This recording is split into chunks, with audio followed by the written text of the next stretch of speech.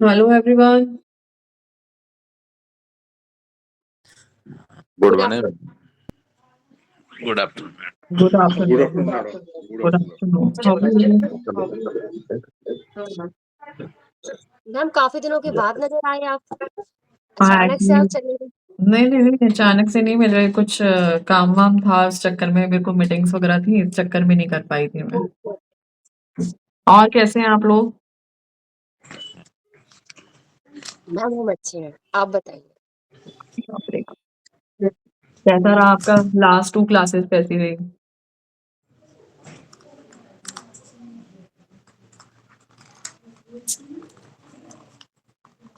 Hello hello last yes to ma'am, classes yes ma'am. कैसी रही आप लोगों की? मैम अच्छी रही। ओके। मैंने कल आप लोगों को वो भेजा था ऑर्गन क्लॉक भेजी थी तो देखी थी आप लोगों ने?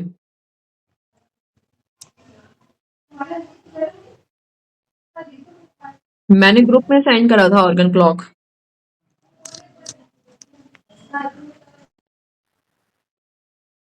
आप लोगों को मेरी आवाज आ रही है? मैम वो ज़्यादा क्लियर नहीं है हमारे को, थोड़ा-सा एक बार दोबारा करके ना बड़ा पेज है ना, बड़ा पेज, ब्लर सा दिख रहा है, प्लीज़। मेरी पिक्चर क्लियर नहीं आ रही है? अभी तो मैम पिक्चर आपकी क्लियर क्लियर आ रही है आपकी तो। अच्छा, ऐसा कोई इशू तो नहीं है। सारे लोग आ गए हैं ऑलमोस्ट? नहीं, अभी तो नहीं आए।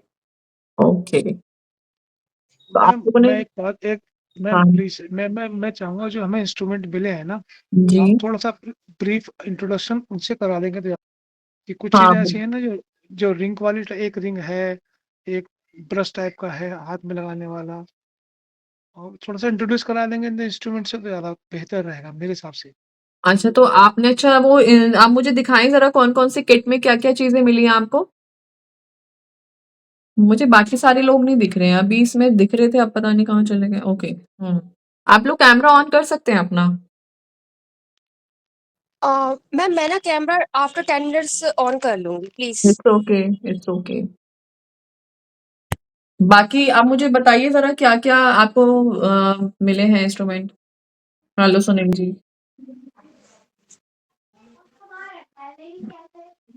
क्या-क्या सामान मिला आपको दिखाएं एक बार जरा?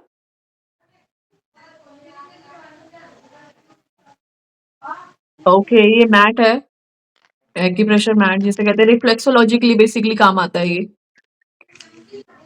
ओके, ये एक बॉल है, ये भी बेसिकली ये भी रिफ्लेक्सोलॉजी में काम आता है। ठीक है, और ये जिम्मी है। ठीक है, ये कैसा है दिखाओ मुझे, प्रॉपर नहीं पता चल रहा। ये लकड़ी में है या स्टील में है? मेटल में है ये? ये तो मेटल जिमी है मेटल। मैम, ये तो जिमी है। जिम्मी है ना? हाँ ठीक है, ये पॉइंटर जिम्मी कहते हैं इसे। मैम मेरे को इसके बारे में पता करना था। ओके, ये थंब के लिए है। ये रिंग है, ये हाँ, ये रिंग रिंग है। जिसका ये हाथ में पहन करके, हाथ में पैरों की उंगलियों में पहन के इसको अप एंड डाउन करा जाता है। तो ये अच्छा, जो स्पेसिफिक हैंड के पॉइंट्स होते हैं तो उसके लिए यूज होता है। रिफ्लेक्सोलॉजी में इसका ज्यादा अच्छा काम होता है। ठीक है। और ये वाला मैम? ये वाला थंब में, जैसे आपने थंब में पहन लिया और थंब में पहनने हाँ, के बाद आप प्रेशर दे रहे हो, पैरों पे दे रहे हो या हाथ वाले पॉइंट्स पे दे रहे हो। बेसिकली इस वाले एरिया पे दिया जाता है और पैर के फुट वाले एरिया पे दिया जाता है इससे प्रेशर। ठीक है, थैंक यू। ठीक है, और दूसरा और क्या चीज है? मैम बस यही। इसका नाम नाम क्या था इसका, ये जो प्लास्टिक का थंब दिखाया? Pressure, thumb pressure. Thumb. Ma'am इसका क्या इस्तेमाल है? ये तो ये पेन किलर रोलर है है, ना? ये स्पाइन पे बेसिकली यूज होता है। स्पाइन पे यूज होगा, हाथों पे यूज होगा। इसमें जो ये मतलब बेसिकली दांत बने हुए जैसे मैं कहूंगी, डॉट्स ये हैं जो, तो ये रिफ्लेक्सोलॉजी पॉइंट्स के लिए काम करते हैं। ठीक रिफ्लेक्सोलॉजी है, के ठीक बारे है। में तो पता चल गया ना आप लोगों को? हाँ, थोड़ा-सा अब तो थोड़ा-सा इंट्रोड्यूस हो चुका हूँ अंदर। ओके, और इसके अलावा ये है। यस।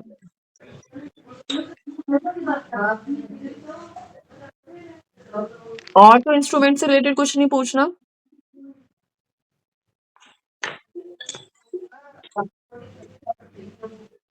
आप लोगों ने लास्ट क्लास में टीसीएम करा था क्या?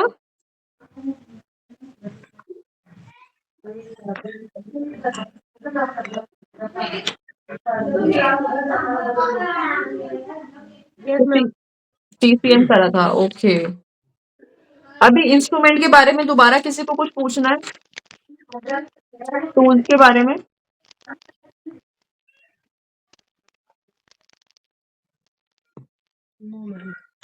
टूल्स के बारे में दोबारा किसी को कोई डाउट हो, कुछ पूछना हो? A brief description may be given shortly, in short, brief discussion about what? about all these instruments and its importance Yeah, and all its these uses and its advantages. all these instruments use in technique for acupressure. When we are doing acupressure, then we use these tools according to the points, according to the location. तो अब जैसे अगर मैं probe की बात करूं, जो उसमें आपकी एक जिम्मी है पतली वाली स्टील की, मेटल की, तो वो इसका वाली हेड कौन सा है और पॉइंट कौन सा है, मतलब जो thumb pointed area is to be used, I think. जो थंब वाला है, जिसमें आपको थंब वाले में पहन के करना है। बेसिकली जब हम एक्यूप्रेशर करते हैं, तो एक्यूप्रेशर करते वक्त हम हाथ से प्रेशर दे रहे हैं, फिंगर से प्रेशर दे रहे हैं, नकल से प्रेशर दे रहे हैं, ऐसे ही करते हैं ना हम, ठीक है। अब जब हम थंब से प्रेशर दे रहे हैं, तो आपके थंब पे ज्यादा प्रेशर ना आए, डायरेक्ट स्किन पे ज्यादा प्रॉब्लम ना हो, इसके लिए वो थंब वाला पहना जाता है। तो उसको आपको थोड़ा इजीली हो जाएगा प्रेशर देने के लिए। अब सपोज आप इस वाले ये वाले एरिया पे प्रेशर दे रहे हो किसी को, ये आपका लीवर वाला एरिया है, ठीक है। अब आप ऐसे दबाओगे तो थोड़ा ज्यादा प्रेशर लगेगा, लेकिन अगर आप उससे करोगे तो वो उसमें इसके प्रोब्स भी बने हुए हैं, तो आपको थोड़ा इजी भी रहेगा और स्टिमुलेशन थोड़ी ज्यादा अच्छी होगी। पॉइंटर है इसलिए स्टिमुलेशन बेटर होगी। क्लियर? ठीक है। जिम्मी की बात करूं मैं, जो प्रोब वाली है, ये वाली जो है, ऐसी जिम्मी मिली है ना आपको, इसे प्रोब की कहते हैं, जिम्मी भी कहते हैं। तो ये बेसिकली क्या होता है, जैसे आपके पर्टिकुलर पॉइंट्स हैं, सपोज मैं अगर बात करूं LI1 की, तो वो पॉइंट यहाँ पर है, जो बिल्कुल एंड वाला पॉइंट होता है ये, this is near to edges. तो यहाँ पे आपका फिंगर का प्रेशर देना थोड़ा टफ होता है, तो आप ऐसी जगह पे इस वाले पतली वाली साइड से आप वो देते हैं। क्लियर? ठीक है, ये पॉइंटर इसको यूज करा जाता है। जो थोड़ा पीछे वाली साइड से भी हम इसे यूज करते हैं, ठीक है। दूसरी चीज ये जिम्मी हम इसलिए भी यूज कर सकते हैं, जैसे हमें किसी को स्पाइनल कॉर्ड के लिए ट्रीटमेंट देना है, किसी की नेक में पेन है, तो अब हम यहाँ पे तो नहीं वो करेंगे, थंब प्रेशर तो नहीं करेंगे ना, हम थंब से करेंगे। तो उसके लिए हम क्या यूज करते हैं, तब हम जिम्मी यूज करते हैं। तब हम ये क्या करेंगे, हमने ये इसको इस तरीके से लगाया और हमने इसको इस तरीके से रोटेट करना है, लाइक दिस। ठीक है, यहाँ रोटेट करा, साइड में रोटेट करा, इधर की तरफ रोटेट करा, ये। तो इसके लिए आपको प्रैक्टिस करनी पड़ेगी। जैसे आपने पेंसिल ली और पेंसिल से आप नॉर्मल हाथ को ऐसे चलाने की कोशिश करिए, ये लाइक दिस। क्योंकि नॉर्मली लोगों के साथ क्या प्रॉब्लम आती है, जब वो प्रेशर देते हैं तो उनके खासकर जब इसके आसपास देते हो, तो ये वाला जो एरिया होता है ना, ये वाला एरिया जो होता है बिल्कुल नाखून के आसपास वाला, यहाँ पे इंजरी हो जाती है, क्योंकि आपका हाथ में वो फ्लो नहीं हो पाता और वो आपका सेंसिटिव एरिया होता है, और आप एकदम आगे करेंगे तो ये इंजर्ड हो जाएगा। तो इसके लिए सबसे पहले आप प्रैक्टिस करना शुरू करो किसी पेंसिल से। पेंसिल ले लो, पेन ले लो, और उसके लिए आपको क्या करना है, इस तरीके से आप रोटेट करना शुरू करो, लाइक दिस। ठीक है, पहले ग्रिप बनाना शुरू करो, ये ग्रिप आपको करने आनी चाहिए। यहाँ पे हमें कैसे करना है, जब आप प्रैक्टिकल क्लास लोगे तो उसमें और थोड़ा क्लियर करके बताएंगे। ठीक है, यहाँ पे इस तरीके से ग्रिप बनाओ, इसकी बैक सपोर्ट जाती है ये। ठीक है, तो बाकी जो प्रैक्टिकल क्लास होगी और थोड़ा क्लेरिफिकेशन कर देंगे इसकी। और बताइए। मैम मुझे ना बड़ी कंफ्यूजन हो रही है। जैसे कि एक्यूप्रेशर पॉइंट्स भी होते हैं, फिर लास्ट टाइम हमने सीखा था कि ना सारे के सारे एक्यूप्रेशर फिंगर्स में थे और पैरों में भी थे। तो मतलब थोड़ा क्या है, समझ में नहीं आया। देखिए, एक्यूप्रेशर जो है ना, वो आपके हाथ पे भी पॉइंट्स होते हैं, आपके पैरों पे भी पॉइंट्स होते हैं। आप एक्यूप्रेशर को, जब हम इसको फिंगर पे करते हैं, तो वो मिनी एक्यूप्रेशर कहलाता है। ठीक है, तो वो आपकी पूरी फिंगर पे पूरी बॉडी आ जाती है। अब पूरी फिंगर पे बॉडी कैसे आएगी कि यहाँ पे आपका ऊपर हेड हो गया, ये वाला एरिया, जैसे मैं आपको थोड़ा ड्रॉ करके बता देती हूँ।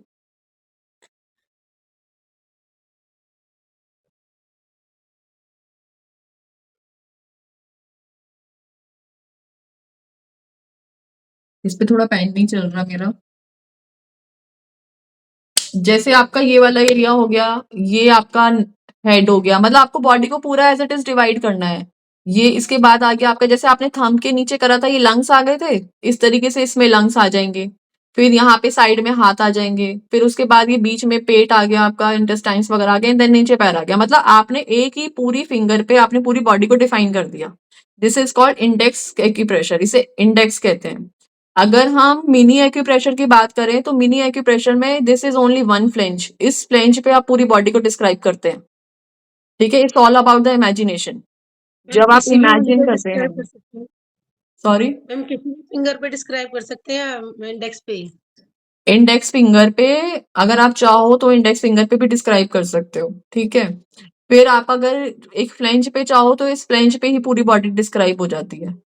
ठीक है, ये सारी इमेजिनेशन के ऊपर है कि हमने इमेजिन करा and we are giving treatment according to the imagination, और वो उसके अकॉर्डिंग आपको एक पॉजिटिव इंटेंशन जिसे हम कहते हैं। आप एक्यूप्रेशर कर रहे हो तो आप इसी फेथ के साथ कर रहे हो ना कि हम यहाँ दबा रहे हैं और इनको आराम मिल रहा है। ठीक है ना, तो वो यही चीज है कि ये इस तरीके से डिवाइड होता है। तो इसको जो पूरे हाथ पे होता है उसको क्या कहते हैं, वो कौन सा एक्यूप्रेशर है? सुजोग। नो, सुजोग हाथ पे ट्रीटमेंट देना एक अलग चीज है। जैसे मैंने आपको बताया, ये हमने ये करा, ये इंडेक्स फिंगर एक्यूप्रेशर है, इंडेक्स एक्यूप्रेशर। फ्लेंच पे करा तो मिनी एक्यूप्रेशर। अगर मैं पूरे हाथ पे कर रही हूँ तो क्या है? टीसीएम। दिस इज कॉरेस्पॉन्डेंस, अच्छा, कॉरेस्पॉन्डेंस। Correspondence acupressure. ठीक है, तो ये कॉरेस्पॉन्ड हो गया। अच्छा, आप लोगों ने टीसीएम पढ़ा था लास्ट टाइम ना? टीसीएम पढ़ा लास्ट टाइम? बता नहीं रहे आप लोग। यस मैम, हमने पढ़ा है टीसीएम, हमने टीसीएम में क्या, पॉइंट्स। टीसीएम में क्या क्या होते हैं, क्या कंपोनेंट्स हैं टीसीएम के? Basically, what is TCM? What is the full form of TCM? Traditional Chinese medicine. ठीक है, अब इसमें क्या क्या चीजें आती हैं, कैसे हम इस पे काम करते हैं, क्या चीजें होती हैं? मैम लास्ट टाइम ना हमने एक ऐसा हैंड बनाया था, ये पूरा फिंगर हमने ड्रॉ करा, राइट। उसके बाद हमने थंब से ऐसे पॉइंट्स लिए, ये फटीग का पॉइंट है और ये आपका इंसोम्निया का, हमने पॉइंट्स पॉइंट्स पढ़े थे। और जो लास्ट क्लास हुई थी उस पर काफी इंटरप्शन था, मतलब नेट का इशू था, तो हमारी क्लास ज्यादा नहीं हो पाई थी। हमने ये सब पॉइंट्स क्लियर कर लिए थे, हमने ये पढ़ा था टीसीएम में। ओके, और फिर मैं एग्जिट भी हो गई थी, उसके बाद मुझे नहीं पता क्या हुआ। ठीक है। इसके अलावा और किसी ने कुछ पढ़ा हो टीसीएम के बारे में? टोटल कितने लोग हैं हमारे इसमें अभी ग्रुप में?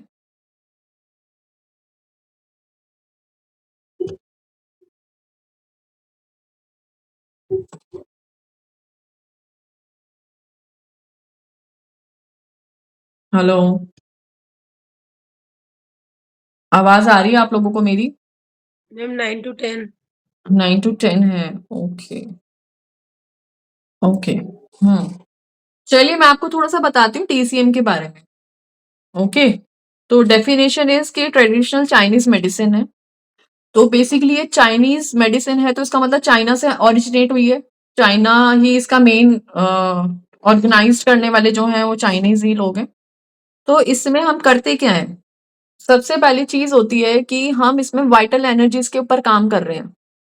वाइटल एनर्जी समझ रहे हैं ना, अब जो हमने लास्ट टाइम पे भी पढ़ी थी, वाइटल फोर्स वगैरह। तो जो आपका ब्लड मतलब क्यू आई एनर्जीज जो चलती हैं, येन और यांग होता है, उसके ऊपर उसके बेसिस पे ट्रीटमेंट होता है।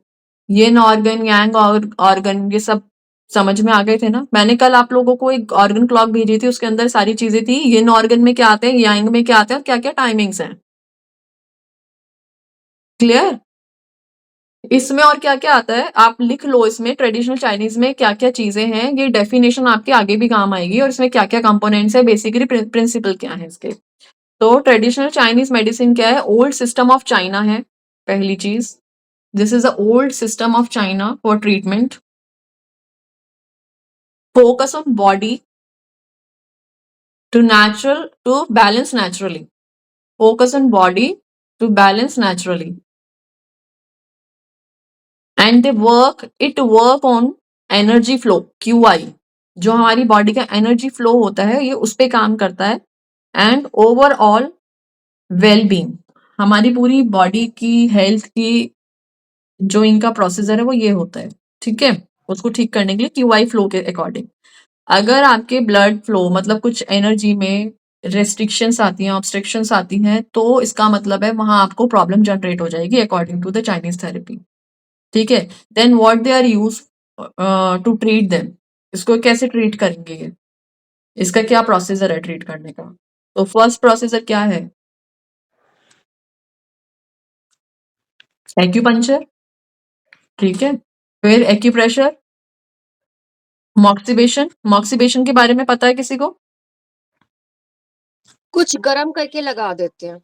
यस, इस काइंड ऑफ स्टिक, एक स्टिक होती है और जब एक्यूपंक्चर करते हैं या फिर डायरेक्ट जो पॉइंट होता है उस पॉइंट के ऊपर उसका हीट पेनिट्रेट करी जाती है, ठीक है, उसको मॉक्सिबेशन कहते हैं, ठीक है। देन उसके बाद जो 5 एलिमेंट्स हैं उसके अकॉर्डिंग बॉडी को लिंक्ड अप करा जाता है और उसके अकॉर्डिंग ट्रीटमेंट दिया जाता है। क्लियर?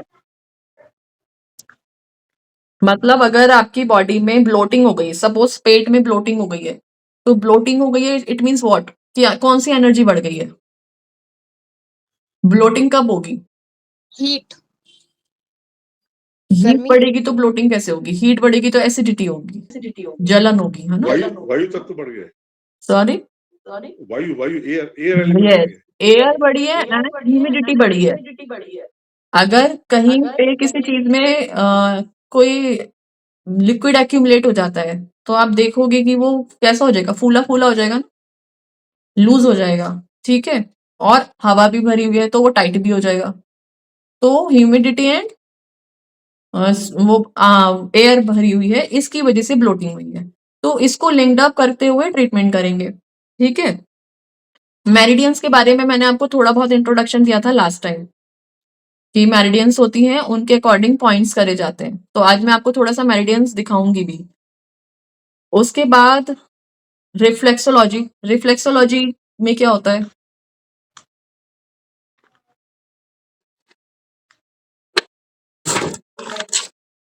बताओ, थोड़ा सा कुछ आइडिया दो। मैम कुछ हाथों पैरों पे मसाज टाइप का कुछ होता है। नो, देखो इसमें देखो, ये आपको दिख रहा है ये वाला डायग्राम, कुछ क्लियर हो रहा है? हाँ दिख रहा है मैडम, पिक्चर भेज दूंगी आप लोगों को अभी आफ्टर हाँ सेशन। दिख रहा है, दिख ठीक रहा है, इसमें देखो आप क्या दिख रहा है, हमारे जो पैर हैं, हमारे पैरों को या हमारे हाथों को मैंने इस तरीके से काट दिया, ये एक एक फ्लेंच निकाल दिया, ठीक है। And this is all related to your body, मतलब ये एक नर्व मैंने ऐसे काटी और ये धीरे धीरे पूरा ऊपर तक जा रही है, इसी तरीके से पैर से आ रही है। तो ये जो मेरिडियंस होती, मतलब ये जो आपका रिफ्लेक्सोलॉजी होती है, ये बेसिकली ट्रीटमेंट दिया जाता है आपका पैरों पे, लेकिन it covers all the organ, ये आपकी बॉडी के सारे ऑर्गन को, आपकी पूरी हेल्थ को कवर करता है बाय गिविंग द प्रेशर। जब हम प्रेशर देंगे, लिम्फ नोड्स पे प्रेशर देंगे, हम उन प्रॉपर चैनल्स पे प्रेशर देंगे, तो आपकी बॉडी के जो डीप पॉइंट्स हैं या डीप कंसंट्रेशन हम कह सकते हैं, उसके ऊपर जाके स्टिमुलेशन होती है। तो ये ऑल ओवर बॉडी को ट्रीट करता है, ठीक है। इसका पिक्चर मैं आपको भेज दूंगी तो आपको थोड़ी चीजें समझ में आ जाएंगी, ठीक है। अच्छा, एक्यूप्रेशर और रिफ्लेक्सोलॉजी में क्या फर्क है?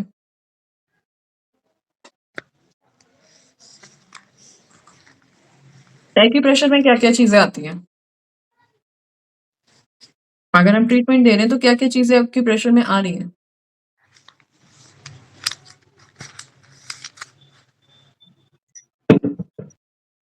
मैम डिजीज, जब हम एक्यूप्रेशर दे रहे हैं तो एक्यूप्रेशर हम कहाँ देते हैं, पर्टिकुलर पॉइंट पे देते हैं, ठीक है। सर्वाइकल वगैरह। सर्वाइकल इज अ डिजीज, वो प्रॉब्लम है। मैं पूछ रही हूँ जब हम एक्यूप्रेशर देते हैं तो हम क्या करते हैं? हम पॉइंट्स पे देते हैं। वो पॉइंट्स कहाँ होते हैं? या तो हाथ पे रिफ्लेक्ट करते हैं, कान पे रिफ्लेक्ट कर सकते हैं, ऑरिकुलर थेरेपी जिसे हम कहते हैं, ठीक है? या वो आपके पर्टिकुलर बॉडी पे रिफ्लेक्ट कर सकते हैं क्योंकि मेरिडियन के ऊपर होते हैं। मेरिडियन के ऊपर भी पॉइंट्स होते हैं ना, तो हम वहाँ करेंगे। रिफ्लेक्सोलॉजी में क्या होता है? रिफ्लेक्सोलॉजी में it's all on your feet and hand. हाथों पे देते हैं और पैरों पे देते हैं क्योंकि हमारी बॉडी वहीं से स्टार्ट हो रही है उसके अकॉर्डिंग। तो हम पूरी बॉडी पे तो ऐसे-ऐसे करके प्रेशर नहीं देंगे। तो हम क्या करते हैं पूरी बॉडी को पैरों से और हाथों से ट्रीटमेंट देते हैं। Only by this. रिफ्लेक्सोलॉजी में सिर्फ यही चीज़ें कवर होती हैं। कैसे देते हैं? उसमें ऑयल मसाज आ सकती है, ठीक है? पाउडर मसाज आ सकती है। आप उसमें प्रॉपर प्रेशर पॉइंट्स आते हैं। रिफ्लेक्सोलॉजी में आपके ये सपोज़ ये इस तरीके से डिवाइड हो रखा था। तो ये जो आपके बीच में ये जो दिख रहे हैं ना ये लिम्फ नोड्स बेसिकली हैं। तो इस पे हम प्रेशर देते हैं ये वाली सारी चीज़ें। हड्डी पे नहीं, इसके बराबर में आप फ़ील करके देखो एक गड्ढा-गड्ढा महसूस होगा इन दोनों फिंगर्स के बीच में। पता चल रहा है? ठीक है? तो इस पे हम प्रेशर देते हैं। ये हमारे रिफ्लेक्सोलॉजी पॉइंट्स हैं सारे। क्लियर? एक्यूप्रेशर पॉइंट्स कहाँ होंगे? एक्यूप्रेशर पॉइंट ये होगा, यहाँ पर्टिकुलर हो सकता है, ये हो सकता है, ठीक है? इसके लिए हम ऐसे नहीं करेंगे। और यहाँ हो सकता है, यहाँ हो सकता है, ये हो सकता है, ये सब एक्यूप्रेशर पॉइंट्स हैं। क्लियर? मैं आपको कुछ और चीज़ें बता रही हूँ जो बेसिकली इम्पोर्टेंट है, जैसे जिंगवेल पॉइंट्स होते हैं। जिंगवेल पॉइंट्स क्या होते हैं? कौन से पॉइंट्स मैम? जिंगवेल पॉइंट्स। जिंगवेल पॉइंट्स वो होते हैं जो इमरजेंसी पॉइंट्स होते हैं। ठीक है? जो एक्यूट इमरजेंसी में यूज होते हैं। अब एक्यूट इमरजेंसी कौन-कौन सी होती है? जैसे किसी को कन्वल्जन आ गया। What is convulsion? कन्वल्जन के बारे में किसी को पता है क्या होता है कन्वल्जन? एपिलेप्सी। फिट पड़ जाना। यस। किसी को फिट पड़ गया, किसी को कार्डिक इशू आ गया एकदम, ठीक है? कोई शॉक में चला गया, किसी को रेस्पिरेटरी प्रॉब्लम हो गई, सांस लेने में दिक्कत हो रही है। सुनील जी आप प्लीज अपना ही बंद कर दीजिए।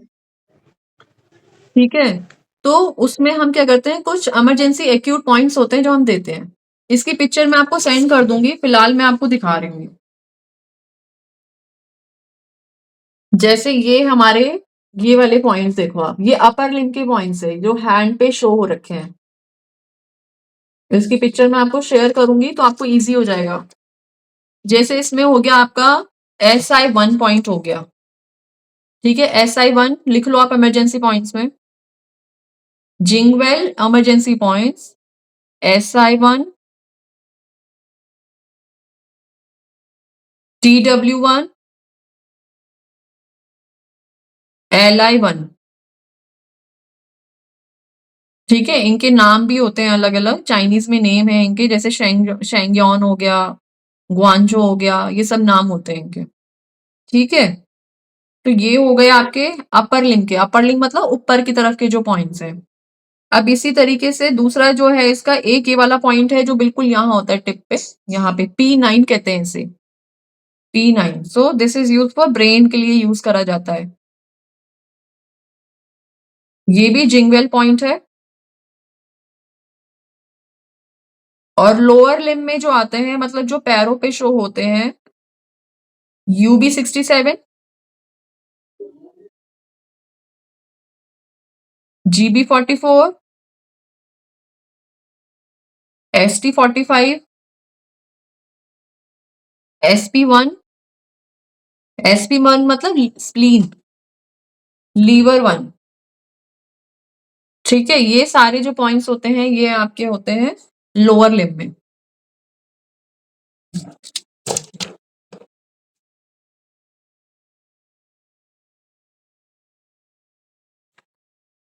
ठीक है? कौन से पॉइंट बताया मैंने? Jing well points.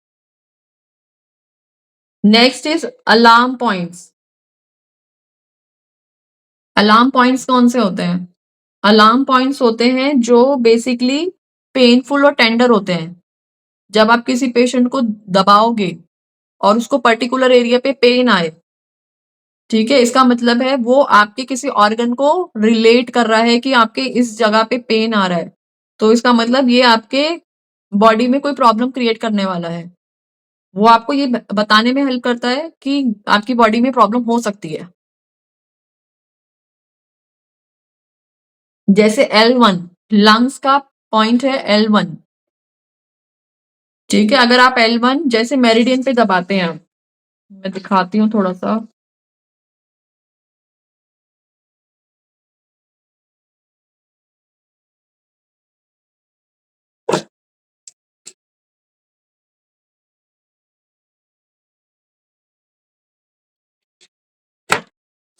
अब आपने जैसे किसी को ये पॉइंट दबाया L1, कहाँ पे आ रहा है? ये अपर ऊपर की तरफ आ रहा है, ये दिस इज कॉल्ड मेरिडियन। ये आपको दिख रहा है? हाथ पे ऐसे एक वो पूरी जा रही है मेरिडियन, दिख रही है आपको? Yes ma'am, visible. हाँ, ठीक है, दिख रही है मैडम। तो ये आपके हाथ से शुरू होती है और ये अपर शोल्डर की तरफ जाके एंटीरियरली खत्म हो रही है, ठीक है। तो जो मैंने मार्कर हाइलाइटर करा हुआ है, दिस इज L1 पॉइंट। अब सपोज आपने इस पॉइंट पे किसी को दबाया, ठीक है, और उसको बहुत टेंडर पेन हुआ, बहुत ज्यादा पेन हुआ, देन यू कैन डायग्नोज कि हाँ उसको कहीं ना कहीं रेस्पिरेटरी एरिया में प्रॉब्लम आ सकती है। तो आप इससे थोड़ा अंदाजा लगा सकते हैं। है वो पॉइंट। यस, ये आपका ये वाला पॉइंट आएगा इधर की तरफ। अब आपने किसी को दबाया और उसको बहुत शूटिंग पेन हो रहा है, तेज पेन हो रहा है, तो इट मीन्स ये कहीं ना कहीं इंडिकेट करता है, अलार्म पॉइंट है कि उसको लंग्स या रेस्पिरेटरी रिलेटेड कोई प्रॉब्लम हो सकती है, ठीक है। और ये दोनों तरफ होगा या एक ही तरफ होगा? नहीं, दोनों तरफ ही होगा, दोनों तरफ ही होगा ना, ठीक है। लंग्स हमारे दोनों तरफ ही है ना, ठीक है। तो मैम नॉर्मल प्रेशर देने पे भी ज्यादा पेन होगा? यस, नॉर्मल मतलब अगर आप थोड़ा सा भी प्रेशर दे रहे हो और उसको बहुत शूटिंग पेन हो रहा है, अलग सा पेन आ रहा है, तो आपको पता चल जाएगा हमसे प्रॉब्लम आ रही है। तो पेन जहाँ पे प्रेशर दे रहे हैं वहीं आएगा या जहाँ प्रॉब्लम है वहां आएगा? जहाँ प्रेशर दे रहे हैं वहां पे आएगा ना, तो उससे आप इंडिकेट कर सकते हो, को रिलेट कर सकते हो कि हाँ इनको कोई प्रॉब्लम है इससे रिलेटेड। होता है ना, आप देखते हो कई लोग मतलब पॉइंट दबाते हैं और पता चल जाता है आपको कहीं इससे रिलेटेड प्रॉब्लम तो नहीं है, तो वो कैसे पता चलता है? इन्हीं चीजों से पता चलता है कि हाँ ये ऑर्गन में यहाँ प्रॉब्लम है, तो हो सकता है ये इस तरह की प्रॉब्लम आ रही होगी, ठीक है। उसके मैम बाद मुझे एलर्जी की प्रॉब्लम है, तो मुझे तो पेन आ रहा है, इसलिए मैंने फटाफट पूछ लिया। मुझे आपको आ ही रहा है साइनस pain? की, हाँ मुझे ही साइनस की प्रॉब्लम है, तो ये एलर्जी। तो आपको अब पता तो चला इसमें ना कि पेन आ रहा है, इसका मतलब इट बहुत इज रिलेटेड टू, हाँ अब ये आपका अलार्म पॉइंट है। अब मैं आपको एक बहुत अच्छी चीज बताती हूँ। अब देखो क्या होगा, हम अगर मैं आपका रेस्पिरेटरी साइनस की प्रॉब्लम ही लेके चलूं, अगर आप लोग अपने लिए भी कर रहे हो या आप किसी और को भी ट्रीटमेंट देना चाहते हो, तो you have to be clear कि सिर्फ एक पैथी से हम पूरी चीजें क्लियर नहीं कर सकते। एक्यूप्रेशर विल हेल्प आउट कि उसको कंट्रोल करेगा, उसे बैलेंस करेगा, बट आपके पास अगर कोई आ रहा है तो आप उसे कंप्लीटली कैसे क्योर करोगे, ठीक है। एक्यूप्रेशर बहुत अच्छा काम करता है अगर किसी को सर्वाइकल की प्रॉब्लम है, किसी को जॉइंट्स पेन है, किसी को फ्लेक्सिबिलिटी नहीं है, बॉडी में मूवमेंट्स कम है, मोबिलिटी कम है, तो वहां पे एक्यूप्रेशर बहुत अच्छा काम करता है, ठीक है। तो आप बॉडी पे रिफ्लेक्सोलॉजी पॉइंट्स करोगे, एक्यूप्रेशर पॉइंट्स करोगे and then will help out. लेकिन अगर किसी को ऑर्गन रिलेटेड प्रॉब्लम है, जस्ट कि हमने बोला रेस्पिरेटरी प्रॉब्लम है, तो अब आपने यहाँ क्या करा भाई, यहाँ पे आपने लंग्स का पॉइंट्स है कॉरस्पॉन्डेंटली, तो हमने ये कर दिया। फिर हमने ये देखा कि भाई हमें मेरिडियन पे भी काम करने की जरूरत है, तो हम मेरिडियन पे भी पॉइंट्स देंगे। जैसे अब हमने यहाँ देखा ये वाला पॉइंट आ रहा है, तो हम इसको बहुत ज्यादा तो नहीं करेंगे, हम हल्का सा ऑयल लेंगे, इसको स्टिमुलेट करेंगे जिससे कि स्टिमुलेशन होके वो रिलैक्स हो, ठीक है। लेकिन हम उसको इतना प्रेशर पॉइंट नहीं देंगे कि पता चले नीली पड़ गया। सेंसिटिव एरिया है ना, यहाँ दोगे या यहाँ दोगे तो नील पड़ जाएगा। तो हमें उस चीज का भी ध्यान रखना है कि हमें हल्का ऑयल यूज करना है और हमें स्टिमुलेशन देनी है, ठीक है। अब हम इसमें और क्या क्या चीजें कर सकते हैं, आपने मुझे बोला साइनस की प्रॉब्लम है, what is sinus basically? Ma'am allergy, dust allergy है और अपने आप ही छींके वगैरह आती रहती हैं, ये सब हो रहा है मेरे साथ, काफी टाइम से ही हो रहा है। साइन अगर आपको डस्ट से एलर्जी है, ठीक है, तो वो बेसिकली राइनाइटिस हो सकता है। राइनाइटिस होता है जब आपको सीवियर मैम एलर्जी हो। बट डॉक्टर ने मुझे सीजनल अस्थमा डिक्लेयर करा है। सीजनल अस्थमा, जैसे ही सीजन चेंज होता है आपको प्रॉब्लम आनी शुरू हो जाती हाँ, है। अब चेंज हो रहा है तो मुझे नोज में और ये कफ सा रिलेटेड होता है, ठीक है। तो मैंने उसके लिए अब मेडिसिन भी ली। अब हमने अस्थमा वाली चीज ली, तो अभी आपकी कहाँ रिलेट हो रही है? ये आपके नेक में, सॉरी नेजल में, मतलब नेजल कंजेशन हो जाता है, एलर्जी हो जाती है, सांस लेने में प्रॉब्लम होती है, it means respiratory, lungs include होंगे। ठीक है। अब आप कुछ खाते होगे तो उससे भी प्रॉब्लम हो जाती होगी, दही खाते होगे तो मे भी प्रॉब्लम हो जाती होगी। ठीक है। तो कुछ चीजें, तो इसका मतलब हमें जो प्रॉब्लम लेनी है हमें उसे 3-4 तरफ से कवर करके चलना है। ऐसे लोगों के साथ क्या होता है, जब बॉडी में डेफिशिएंसी हो जाती है, what deficiency of vitamin C, deficiency of zinc, तो इस तरह के लोगों को ये प्रॉब्लम ज्यादा प्रोवोक करती है, उसमें ज्यादा प्रॉब्लम जनरेट होती है। तो अब हमें इसे कैसे कैसे कवर करना है? जैसे हमें स्टीम इनहेलेशन करना है, स्टीम से मतलब उसके अंदर हम थोड़ा सा विक्स डाल सकते हैं और स्टीम लें, तो आपको जो डस्ट से एलर्जी है, जो एक्यूमुलेशन हुआ है, वो आपका खत्म होगा, पहली चीज। दूसरा, आपने ये वाले पॉइंट्स हमने यहाँ पे लिए, लंग्स के पॉइंट्स हैं, तो हमने इस पे ग्रीन कलर लगा सकते हैं, लंग्स का कलर होता है ग्रीन, तो ये हमारी कलर थेरेपी भी हो गई। तो हमने यहाँ पे ग्रीन कलर लगाया और हमने इस वाले पॉइंट्स को ऐसे ऐसे करके दबाना है। ठीक है। ये पूरा एरिया जब आप दबाओगे तो जिसको प्रॉब्लम है उसको पेन आएगा यहाँ पे। ठीक है। दूसरी चीज, एक सबसे इंपॉर्टेंट पॉइंट है, कुछ समझ में नहीं आ रहा तो हेगू पॉइंट सब लोग रट लो, इस kind of body immunity point. जैसे हमारे घर की पूरी एमसी हमें डाउन करनी है या पूरे घर की लाइट जलानी है, तो हम ये कहेंगे कि भाई एमसी को अप कर दो या डाउन कर दो। ठीक है। तो हेगू पॉइंट्स कुछ इसी तरीके से होता है, वो पॉइंट आपका होता है यहाँ पे लोकेट। ठीक है। ये जो आप गड्ढा महसूस करेंगे, ये वाला, तो उसे हम कहते हैं हेगू पॉइंट्स। ठीक है। ये वाला पॉइंट हो गया, लंग्स के पॉइंट हो गए, फिर हम मेरिडियन पे ट्रीटमेंट करेंगे। ठीक है। इसके अलावा हम क्या करेंगे, उसको ब्रीदिंग एक्सरसाइज सिखाएंगे, ब्रीदिंग टेक्निक सिखाएंगे कि ब्रीदिंग टेक्निक कैसे करेंगे। अच्छा, ये चीज आप लोग समझ लो कि ट्रीटमेंट देने का एक पूरा प्रोसीजर होता है। आप लोगों को पता है कैसे ट्रीटमेंट स्टार्टिंग क्या होती है, क्या चीज होती है, पहले हमें करना क्या है, कॉन्सेप्ट क्या है ट्रीटमेंट का? देखिए, अभी तो नहीं पता। देखिए बहुत इंपॉर्टेंट है ये, शायद आपको कोई भी नहीं सिखाएगा, दिस इज वेरी इंपॉर्टेंट। अब आपके पास कोई पेशेंट आया, उसको प्रॉब्लम है, पहले आप ये समझो कि हमारी बॉडी में बीमारी आ कहाँ से रही है, रीजन क्या है बॉडी में बीमारी आने का, बताओ, कुछ आइडिया दो। मैम कुछ लोग बीमारी के हिसाब से एक एक करके। According to naturopathy, toxins are the main cause of the diseases. Then enervation of the nervous system is another reason for this. And then Khan पान गलत होना, खान पान आहार विहार गलत होना, विचार गलत होना, इससे भी डिजीजेस आ जाता है। Main thing is your digestion should be very very clear. Your digestion should be in perfect order. That will remove all diseases and all. ये तो आपका टॉक्सिन नहीं आ गया, डाइजेशन वाला अगर मैं कहूँ हाँ, तो। टॉक्सिन्स और टॉक्सिन्स आ गया। पौष्टिक आहार लेना, जो आसानी से पच जाते हैं भोजन, ऐसा भोजन करना, इजीली ये सब डाइजेस्टेबल लाइफस्टाइल में फूड्स आता लेना, है। Lifestyle. Environment sorry, environment environment. ठीक है।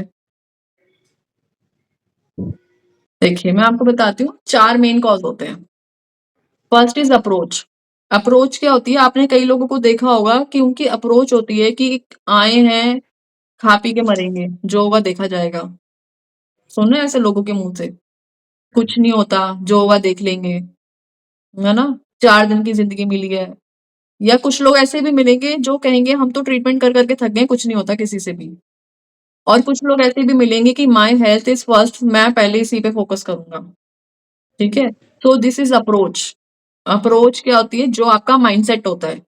अगर मैं आपको अपना बेस्ट ट्रीटमेंट भी दे रही हूँ लेकिन आपने अपना माइंडसेट बना लिया कि कुछ नहीं होने वाला, तो मैं कुछ भी कर लूं या कोई भी कुछ भी कर ले, कुछ होने वाला ही नहीं है। ठीक है। It's a negative approach. जब नेगेटिव अप्रोच होती है किसी की, तो उसके ऊपर कोई ट्रीटमेंट काम नहीं करता। तो सब मेन थिंग इज अप्रोच। आपका मेंटल, आपका सबसे इंपॉर्टेंट पार्ट है कि आप उसकी काउंसलिंग करें, आप उसके रूट कॉज पे पहुंचे, सिम्टम्स को पहचानें। तो root cause is very important. पहले आप अप्रोच देखेंगे, सेकंड आप क्या देखेंगे, उसका लाइफस्टाइल। लाइफस्टाइल में क्या चीजें आती हैं, कितने बजे उठ रहे हैं, कितने बजे खा रहे हैं, कितने बजे सो रहे हैं, क्या लाइफस्टाइल है, क्या खा रहे हैं।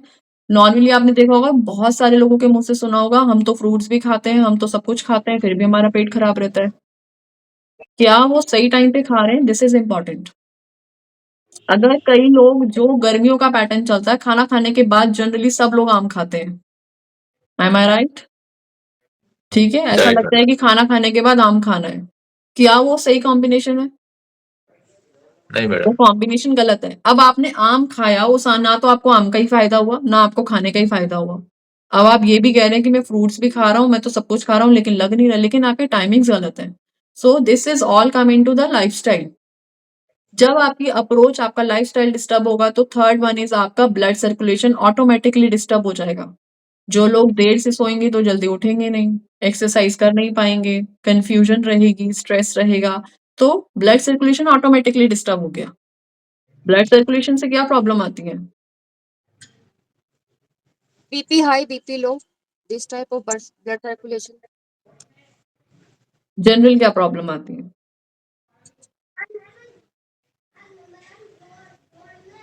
जनरल प्रॉब्लम आती है हाथ पैरों में सुन्न होना, झंझनाट रहना, फ्लेक्सिबिलिटी नहीं right, होना, बॉडी लेथार्जिक रहना, फटीग रहना, थकावट ज्यादा रहेगी, मूवमेंट का मन नहीं करेगा, जॉइंट्स पेन आएगा। ये सब जनरल प्रॉब्लम आती है आफ्टर ब्लड सर्कुलेशन डिसऑर्डर। जब आपका ब्लड सर्कुलेशन ठीक नहीं होगा, तो ये प्रॉब्लम क्रिएट होगी। हाई बीपी, शुगर होना, ये आपका लाइफस्टाइल भी इंक्लूड कर रहा है, ठीक है ना? तो बॉडी का फिजिकल एक्टिविटी क्या है, दिस इज वेरी इंपॉर्टेंट। तो जब आपका तीसरा ये भी डिस्टर्ब हो गया, तो ये भी प्रॉब्लम आ गई। फोर्थ इज एक्सीडेंट, चोट लग के बीमारी आना, चोट लग के बीमारी आना, एक्सीडेंट हो गया, ठीक है? तो एक्सीडेंट के पीछे, अब किसी को फ्रैक्चर हो गया, then we can't do anything. उस टाइम हम इंस्टेंट कुछ नहीं करेंगे ना, आपको हॉस्पिटल ले जाना है और आप उसको फ्रैक्चर ही करवाएंगे। किसी को इंजरी हो गई, रोड पे कुछ हो गई, तो तब भी हमें उसे हॉस्पिटल ही लेके जाना है। तो ये जो 4 चीज़ें हैं, 4 मेन कॉज़ हैं आपकी बीमारी आने के। तो जो फर्स्ट 3 हैं, उन फर्स्ट 3 की वजह से क्या-क्या प्रॉब्लम क्रिएट होती हैं?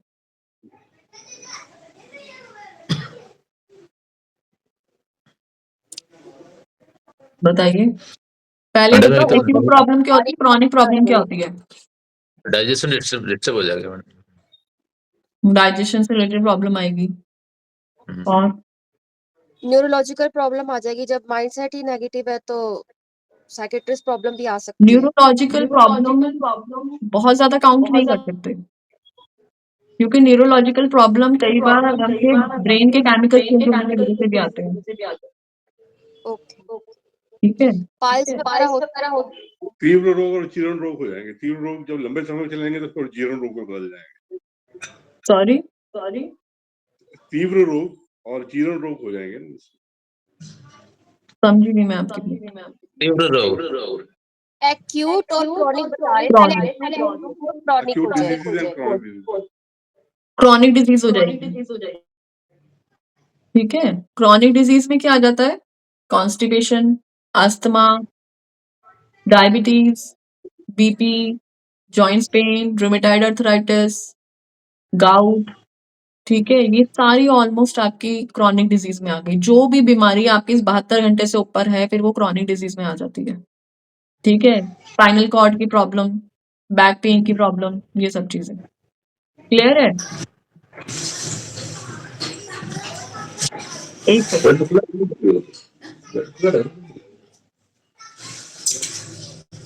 हेलो, क्लास ले रही थी मैं। सारा तो दिया था ना और बेटे बेटे खाएंगे भी बेटे सुन कर ठीक है? तो सारी क्रॉनिक प्रॉब्लम इसी से जनरेट होगी। अब आपके पास जितने भी लोग आएंगे, वो सारे क्रॉनिक वाले ही आएंगे, एक्यूट वाला कोई भी नहीं आएगा आपके पास। आपके सारे पास वही लोग आएंगे जो बहुत दर्द से परेशान है, हर जगह से परेशान हो गए हैं, वो लास्ट में कहेंगे अब यहाँ पे भी ट्राई कर लेते हैं एक बार, ठीक है? तो अब आपको ये बात समझ में आएगी कि हमें ट्रीटमेंट के लिए सबसे पहले क्या चीजें करनी है, समझना क्या है, approach problem, lifestyle, blood circulation and accident, ठीक है? अब हमें ट्रीटमेंट देना है, तो हमें किन बातों का ध्यान रखना है? पहले पेशेंट की काउंसलिंग करेंगे, उससे हमें पता चल जाएगा उनका लाइफस्टाइल कैसा है, खाना पीना लाइफस्टाइल, कितने बजे सुबह उठ रहे हैं वो, कब सो रहे हैं, क्या खा रहे हैं। ठीक है। ब्लड सर्कुलेशन आपने बताया कि वो कंफ्यूज होगा, हम्म फिजिकल एक्टिविटी नहीं होगी, उसकी बॉडी पेन होगा। हम्म ये सब चीजें समझकर एज अ डॉक्टर जब हम बन जाएंगे तब उन्हें ट्रीटमेंट देंगे। ओके। देखिए क्या होता है, जब हमने ट्रीटमेंट स्टार्ट करना है तो हमें अगेन 4 बातों का ध्यान रखना है। ठीक है। फर्स्ट ऑफ ऑल सबसे पहले क्या आता है, वो आपको अपना घर, आपका घर मैशअप पड़ा हुआ है, गंदा पड़ा है, तो आप सबसे पहले क्या करोगे? आपका घर गंदा है तो सबसे पहले क्या करोगे? उसकी सफाई करनी होगी मैडम। सफाई करेंगे। ठीक है। तो फर्स्ट प्रोसेस इज क्लींजिंग। हमें उसकी क्लींजिंग करनी है। क्लींजिंग कैसे कैसे करी जाती है? क्लींजिंग उसका लाइफस्टाइल ठीक करके, मतलब उसका खाना हाई फाइबर फूड बढ़ा देंगे, हम उसको डिटॉक्सिफिकेशन प्रोसेस कराएंगे, उसको हम साथ में कुछ जैसे क्रियाज होती हैं, जल नीति हो गया, ये हो गया, जल नीति क्रिया करी जाती है आपका टॉक्सिन्स को निकालने के लिए, कंजेस्टिव जितना भी प्रॉब्लम है उसको क्लियर करने के लिए। ठीक है। एनिमा दिया जाता है बेसिकली आपके इंटेस्टाइन्स की क्लींजिंग के लिए। और अगर मैं नेजल क्लींजिंग की बात करूं तो जल नीति करी जाती है। सब लोग आप शायद पढ़ा होगा या थोड़ा सर्च करना तो आपको समझ में आएगा। तो first process is cleansing. Cleansing is very important. ठीक है। मैम क्या भी है, जल नीति, सूत्र नीति। हाँ। ठीक है। तो क्लींजिंग सबसे पहला प्रोसेस है। अब इसमें क्या आता है, कई बार भाई हम एनिमा नहीं दे सकते या हमें नहीं पता, तो what you will do, then go with a fibre diet and laxative process. हम उन्हें कुछ लेक्सिटिव बता सकते हैं, कुछ लेक्सिटिव दे सकते हैं, तो उससे हम उनका क्लींजिंग करेंगे। सबसे पहले हमें उनका कॉन्स्टिपेशन क्लियर करना है। 90% प्रॉब्लम तभी जनरेट होती है जब कॉन्स्टिपेशन होगा। कॉन्स्टिपेशन होगा, जॉइंट्स पेन आएगा, कॉन्स्टिपेशन होगा, हिमरॉइड्स हो सकता है, हिमरॉइड्स मतलब पाइल्स, कॉन्स्टिपेशन होगा, ब्लोटिंग होगी, एसिडिटी होगी, गैस्ट्रिक प्रॉब्लम होगी, डायबिटीज होगी, सब कुछ इसी से रिलेटेड है। तो first of all is constipation, हमें क्लीन करनी है। अब आपके पास कुछ लोग ऐसे आएंगे, कहेंगे हमारा तो रोज पेट साफ होता है, हमें तो ऐसा कुछ नहीं है, हमारे तो कोई कॉन्स्टिपेशन रहती ही नहीं है। ठीक है। तो ऐसा इसलिए होता है, कॉन्स्टिपेशन इसलिए रहती है कि जो भी हम खाते हैं उसमें से कुछ पास आउट हो जाता है, कुछ रह जाता है। ये मैंने आपको फर्स्ट टॉपिक में भी बताया था कि टाइप्स ऑफ कॉन्स्टिपेशन कैसी होती है। वो कोई बार बार मोशन जा रहा है तो भी कॉन्स्टिपेशन है, कोई दिन में मतलब 2 या 3 बार जा रहा है वो कॉन्स्टिपेशन है, खाना खाने के जस्ट बाद जा रहा है वो भी कॉन्स्टिपेशन का पार्ट है। बेसिकली उसे हम आईबीएस का भी नाम देते हैं। ठीक है। दूसरी चीज क्या है कि अगर कोई 3-3 4-4 दिन के गैप पे जा रहा है वो तो है ही कॉन्स्टिपेशन। नॉर्मली कुछ लोगों को बस ये पता है कि हम मोशन के लिए नहीं गए, वो कॉन्स्टिपेशन है, लेकिन इसके अलावा भी अलग अलग तरीके की कॉन्स्टिपेशन होती है। ठीक है। तो फर्स्ट ऑफ ऑल हमें कॉन्स्टिपेशन क्लियर करनी है। अब सेकंड हमें उसका ये देखना है कि अगर उसका लाइफस्टाइल डिस्टर्ब है तो हम इसका लाइफस्टाइल बेटर करना है, तो हम उसकी काउंसलिंग करेंगे उसके लिए। ठीक है। नेक्स्ट, अगर किसी की बॉडी में किसी चीज की डेफिशिएंसी है, डेफिशिएंसी मतलब कमी है किसी चीज की, तो क्या मैं ऊपर सुपरफिशियली ट्रीटमेंट देके उसे पूरा कर सकती हूँ? बताइए।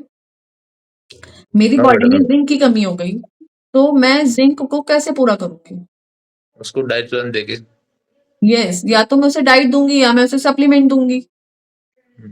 ठीक है ना, तभी तो हम उसकी जिंक वो कमी पूरी कर पाएंगे। लेकिन अगर मैं कहूँ कि मैं सिर्फ क्लींजिंग प्रोसेस से उसकी डाइट वो खत्म कर दूंगी या फिर मैं प्रेशर पॉइंट दूंगी तो मैं उससे ठीक कर सकती हूँ उसे, दिस इज नॉट पॉसिबल। जो चीज डेफिशिएंसी है उस डेफिशिएंसी को हमें क्लियर करना पड़ेगा। तो पहले फिर हम उसकी डेफिशिएंसी देखेंगे कि हमारी डेफिशिएंसी क्या है, third point. And fourth one is हम उसको सुपरफिशियली क्या ट्रीटमेंट दे रहे हैं। ठीक है। ट्रीटमेंट में आपका एक्यूप्रेशर आ रहा है, कपिंग थेरेपी आ रही है। अच्छा, टीसीएम में कपिंग थेरेपी भी आती है। ठीक है, ये मैं बताना भूल गई थी। टीसीएम में कपिंग थेरेपी भी इसका पार्ट है।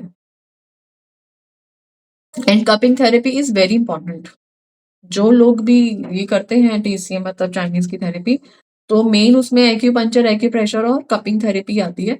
कपिंग थेरेपी से क्या होता है, जो ब्लड स्टेगनेंट हो जाता है, रुक जाता है, उस ब्लड को क्लॉट को खोला जाता है। ठीक है। ब्लड फ्लो बढ़ाया जाता है। तो ब्लड फ्लो बढ़ाने के लिए हमारे पास 3-4 प्रोसेस होते हैं। एक्यूप्रेशर प्रोसेस होता है, रिफ्लेक्सोलॉजी होती है, ठीक है, अभ्यंगा मसाज थेरेपी कराई जाती है, लीच ठीक है। तो करते हैं लीच। लीच आप ब्लड सर्कुलेशन के लिए नहीं कर सकते हैं। Leech is basically detoxification process. Okay. Leech क्या करती है, जो आपकी बॉडी में खराब ब्लड है वो लीच उसे पी लेती है, यही तो फेनोमेना है ना। और जो उसकी बॉडी का प्रोटीन होता है वो आपकी बॉडी में ट्रांसमिट करती है ना। बट दिस इज जो भी इसे कर रहा है या करता है तो उसको बहुत सेफ प्रोटोकॉल्स रखने पड़ते हैं। Leech should be very neat and clean and hygiene, पहले किसी ब्लड से इन्फेक्टेड ना हो, और वो पहले ऐसा ना हो कि जिसको ट्रीटमेंट दिया हो उसका ब्लड उसके अंदर हो और दूसरे पेशेंट को लगाया और उसके साथ प्रॉब्लम हो जाए। क्योंकि कई बार ऐसे केसेस सामने आए हैं कि बॉडी में इन्फेक्शन डेवलप हो जाता है। लीच जब करते हैं तो वो बॉडी पे मार्क छोड़ देती है, ठीक है। एंड मोस्ट इम्पॉर्टेंट, जो हेपेटाइटिस की बीमारी होती है किसी पेशेंट को, या किसी पेशेंट को एचआईवी की प्रॉब्लम होती है, तो वो उस केस में 1% आपने पहले वाले पेशेंट को दिया और दूसरे वाले पेशेंट को सेम लीच चली गई, 1% एक दो बैक्टीरियाज या कुछ रह गया, वायरस रह गया, तो वो दूसरी बॉडी में जाने के बहुत ज्यादा चांसेस बढ़ जाते हैं। Yes ma'am. तो लीच को जो भी करे बहुत सेफ प्रोटोकॉल्स के साथ करना चाहिए। पहले जिस पेशेंट के ऊपर कर रहे हो उसके सारे ब्लड टेस्ट जरूर है, मैंडेटरी है, होना चाहिए, ओके ठीक है। उससे पहले लीच कोई अप्लाई ना करे, ठीक है मैम। ठीक है। ये चीज हो गई। और मैम ऐसे केस में मेडिसिन सजेस्ट कर सकते हैं हम? आप मेडिसिन सजेस्ट नहीं कर सकते, लेकिन आप सप्लीमेंट सजेस्ट कर सकते हो। अगर आपने किसी को बोला जिंक खा लो, तो जिंक खाने में इट्स नॉट अ मेडिसिन, लेकिन अगर आप बोलोगे किसी को पैरासिटामोल खा लो, वो आप नहीं दे सकते। तो मल्टीविटामिन कह सकते हैं? मल्टीविटामिन पे सप्लीमेंट वाले कह सकते हो, ठीक है। क्योंकि जो एलोपैथी में आते हैं उनके जो कॉम्बिनेशन इंग्रेडिएंट्स होते हैं वो अलग होते हैं, ठीक है। अगर मैं आपको एक नॉर्मल सप्लीमेंट की बात करूं तो आप नॉर्मल सप्लीमेंट दे सकते हो किसी को आपने कैल्शियम दे दिया, किसी को जिंक दे दिया, then it can be counselling और it's part of your counselling, ये हो सकता है, ठीक है। तो ये काम आप कर सकते हो। क्लियर है? पार्ट ऑफ ट्रीटमेंट क्लियर हो गया आपका, ठीक है। अब मैं आपके ऊपर आती हूँ। आपने मुझे बताया कि आपको अस्थमा की problem, kind of seasonal asthma की प्रॉब्लम है, तो अब हम इसमें ट्रीटमेंट लेंगे तो क्या लेंगे, अब बताओ थोड़ा सा आइडिया तो। उसमें भाप ले सकते हैं मैडम। जी बोलिए, आप ही बोलिए। ठीक है, मैम धूपन भी ले सकते हैं। क्या? धूपन। धूपन दे सकते हैं, गुड। और लेकिन धूपन में थोड़ा सा ही होगा, को ऑलरेडी उनको डस्ट से और एलर्जी से प्रॉब्लम है, तो आपको नेजल कंजेशन और इसमें थोड़ी सी दिक्कत आएगी, है ना। धूपन वाले में ये है कि उनको ऑलरेडी धुएं से प्रॉब्लम होती है, उनको डस्ट से प्रॉब्लम होती है, तो शायद वो कहीं ना कहीं उनकी बॉडी पे इफेक्ट करेगा। ये काम तब करा जा सकता है जब उनकी लंग्स की इम्यूनिटी थोड़ी बेटर हो जाए, वो तब दिया जा सकता है। साइनस में भी दे सकते हैं ना, साइनस में उनको ज्यादा मतलब होता है।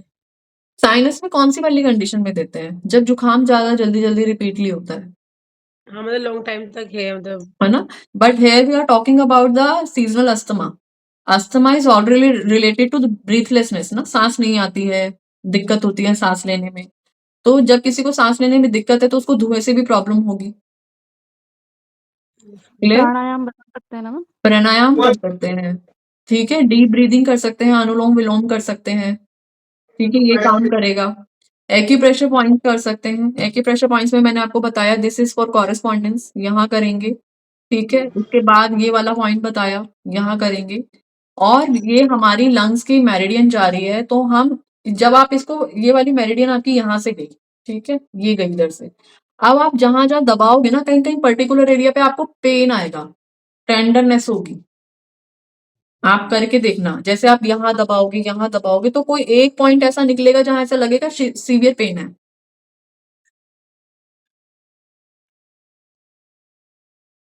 आप इसे करके देखना बीच बीच में। तो ये यहां से लेके यहां तक जो जा रहा है, इस पॉइंट मतलब ये यहाँ से शुरू हुआ आपका, और ये इस तरीके से, ये देख लीजिए, ये वाला गया यहाँ से, ये वाली मेरिडियन जा रही है पूरी। मैं इसमें दिखा देती हूँ दोबारा।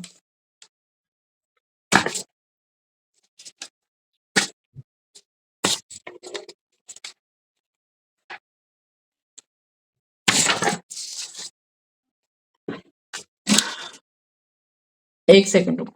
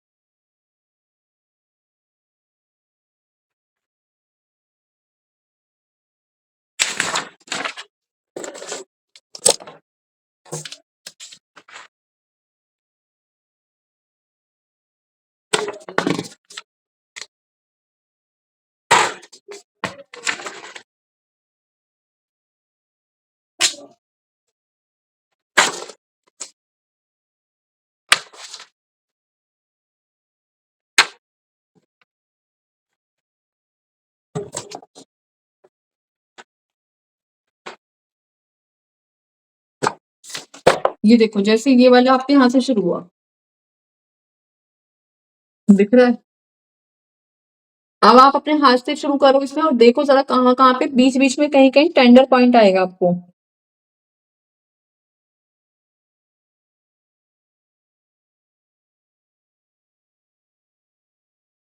इसका सिंपल तरीका ये है कि आप एक टेंडर पॉइंट इसमें बीच-बीच में जहाँ महसूस होगा वो आपका बेसिकली वहीं पर प्रॉब्लम, उस पॉइंट को आप स्टिमुलेट कर सकते हो। एक तरीका तो ये हो गया। इसे हम एक और इस पॉइंट को हम क्या नाम देते हैं? आशी पॉइंट्स। क्या बोलते हैं इसे? आशी पॉइंट्स बोलते हैं, लिख लो।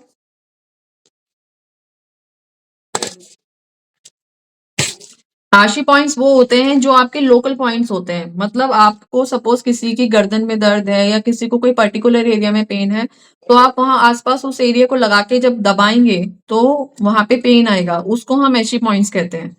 तो normally we are using needle on that point, हम निडल यूज करते हैं, लेकिन आप लोग उसमें एक्यूप्रेशर यूज कर सकते हैं कि आपने उसको वहां पे प्रेशर देना है। अब प्रेशर कैसे देना है? थोड़ा सा ऑयल ले लिया या कोई ऑइंटमेंट ले लिया, वो लगाया और उसके बाद उस पॉइंट को स्टिमुलेशन देनी है। Clockwise, anti clockwise, vertically, transversely, ठीक है? इस तरीके से घुमाएंगे, ऊपर नीचे पॉइंट्स देंगे, साइड में देंगे, इस तरीके से, मतलब उसको चारों तरफ से पॉइंट को कवर करना है।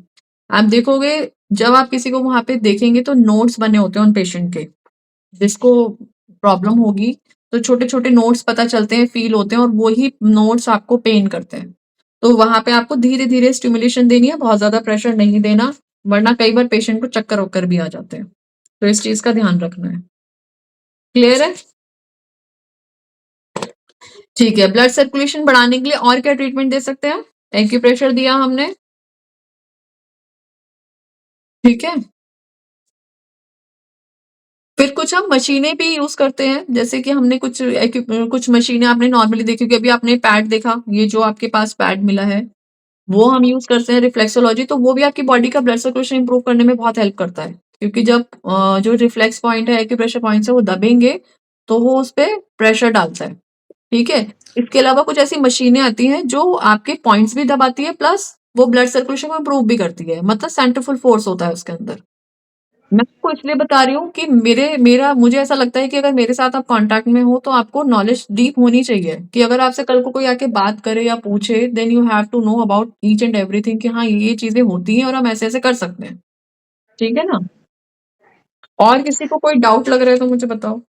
ओनली एक्यूप्रेशर हम नहीं करते, हम ओवरऑल सब कुछ करते हैं। आप जैसे बताए अभ्यंग करेंगे, खाली एक्यूप्रेशर से काम नहीं चलने वाला, ये नहीं कहने नहीं, का मतलब। देखो मैं ये नहीं कह रही हूँ कि खाली एक्यूप्रेशर से काम नहीं चलेगा। अब आपके पास कोई जॉइंट पेन वाला पेशेंट आया, कोई सर्वाइकल वाला पेशेंट आया, तो आप उसको एक्यूप्रेशर से ठीक कर सकते हो। लेकिन अगर कोई आपके पास ऐसा आ रहा है जिसकी बॉडी में कैल्शियम की कमी है, तो आप उसे एक्यूप्रेशर से कैसे कंट्रोल करोगे? आप फूड उसकी डाइट सप्लीमेंट मेंटेन करोगे ना, आप उसकी डाइट दोगे या आप उसे कोई सप्लीमेंट दे सकते हो, या आप उसे साथ में ये बताओगे कि भई आपको ये भी करना है। तो मेरा कॉन्सेप्ट ये है कि हो सकता है, मैं अभी इनको देख रही हूँ, शायद इन्होंने पीछे एक चार्ट लगा रखा है कुछ एक्यूप्रेशर का, तो आप कुछ प्रैक्टिस करते हो, है ना? तो अब अगर आपके पास कोई पेशेंट आ रहा है तो आपको उसकी पूरी डीप नॉलेज होनी चाहिए कि देखो मेरे पास पेशेंट आ रहा है या आप प्रैक्टिस कर रहे हो, आपके पास पेशेंट आ रहा है या आप घर में किसी को भी ट्रीट कर रहे हो, then you have to know about each and everything, कि हम उसे कैसे ठीक करें, चाहे हमें कुछ भी करना पड़े। पेशेंट को ही नहीं पता आप एक्यूप्रेशर से ठीक कर रहे हो, आप किससे ठीक कर रहे हो। पेशेंट को पता है मैं ठीक होना चाहिए हूँ। पेशेंट के लिए सिर्फ एक ही चीज पता है कि मेरे को ठीक होना है। क्लियर है इस बात को? समझ रहे हो? तो उसके लिए हमें सारी चीजें यूज करनी है। मैं ये भी सजेस्ट करूंगी कि कहीं पे कई बार ऐसा होता है, मैं होम्योपैथिक ट्रीटमेंट भी दे देती हूँ। मेरे पास बीपी के पेशेंट आते हैं तो मुझे मालूम है कि बीपी का मुझे इंस्टेंट रिजल्ट देना है, तो मेरे को होम्योपैथी देनी पड़ेगी उन्हें, ठीक है। तो हम उन्हें होम्योपैथी भी दे देंगे। कोई मेरे पास ऐसा पेशेंट आता है जिसको बहुत ज्यादा सीवियर पेन हो रहा है, तो आई एम एलिजिबल कि मैं मेडिसिन रिकमेंड कर सकती हूँ, तो मैं मेडिसिन बता देती हूँ उन्हें, क्योंकि मुझे मालूम है कि मैं अभी एकदम से मैं ट्रीटमेंट दूंगी तो इनको रिलीफ नहीं मिलेगा, तो मुझे ऐसा ट्रीटमेंट देना है कि इनको इंस्टेंट रिलीफ आ जाए। तो हम होम्योपैथी दे सकते हैं क्या? होम्योपैथी दे सकते हो आप। होम्योपैथी के से कोई साइड इफेक्ट नहीं होते हैं, ठीक है? आयुर्वेद में भी कुछ नहीं चीज़ें मतलब बता हमारे सकते हैं कोर्स पर के आप हिसाब से हम दे सकते हैं, ये पूछ रही हूँ कि हम दे नहीं, सकते हैं आपके नहीं? कोर्स के हिसाब से तो नहीं दे सकते हो। वही। लेकिन हाँ, कुछ चीज़ें मैं बता दूँगी कि आप ये दे सकते हो, पेशेंट के लिए सेफ है, कोई दिक्कत नहीं है। वो हेल्प कर दूँगी, अलग चीज़ है, ठीक है?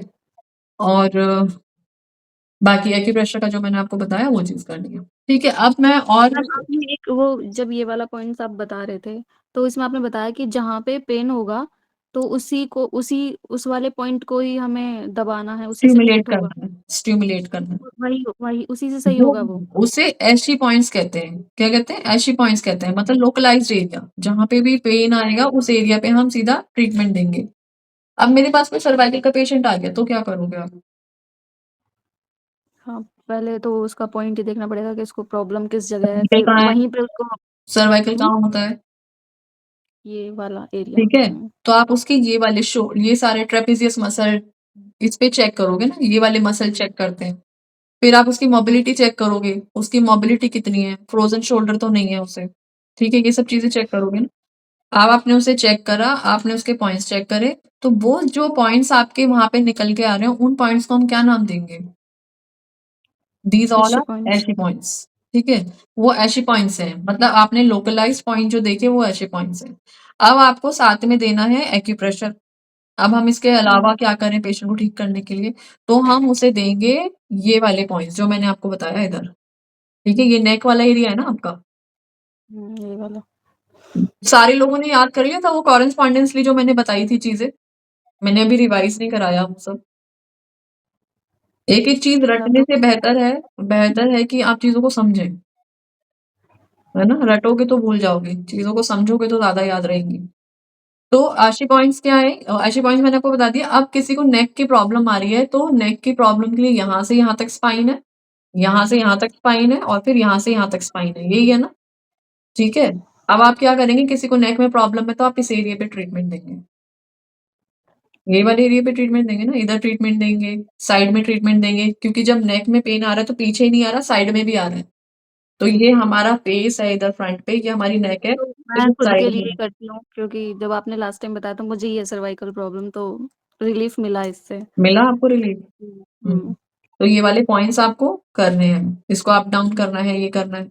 अब इसके अलावा आप क्या कर सकते हो? अच्छा, एक चीज़ वेरी इंपॉर्टेंट जो नॉर्मली मैंने देखा है, अब तुम प्रैक्टिस करती हो, तुम्हारे पास कोई नेक पेन वाला पेशेंट आया तो तुम उसे हीटिंग पैड देते हो या आइसिंग करते हो? मैम आपने आइसिंग बताया था कि आइसिंग सही रहता है। मैंने बताया था, तुम लोग बताओ लॉजिकली क्या है? बट मैम जैसे सर्दी है तो उसमें आइसिंग कैसे दे सकते हैं हम किसी को? क्यों? वो मैडम बहुत ज़्यादा प्रॉब्लम कर सकता है ना? मैडम किसी को चोट लगी हो तब आइसिंग होता है।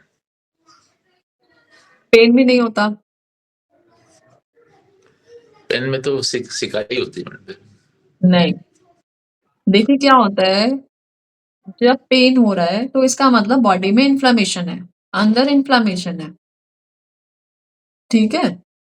अगर आपने इन्फ्लेमेशन के टाइम पे हीटिंग पैड दिया तो वो इंस्टेंट तो रिलीफ देगा आपको, ऐसा लगेगा हाँ थोड़ा रिलैक्स हो गया, लेकिन बाद में वो पेन और ज़्यादा बढ़ जाएगा। तो हमें ये गलती कभी भी नहीं करनी। अगर आपके पास कोई पेशेंट पेन के साथ आ रहा है और वो कह रहा है हमें तेज़ पेन है, तो आप हीटिंग पैड कभी भी मत दीजिए।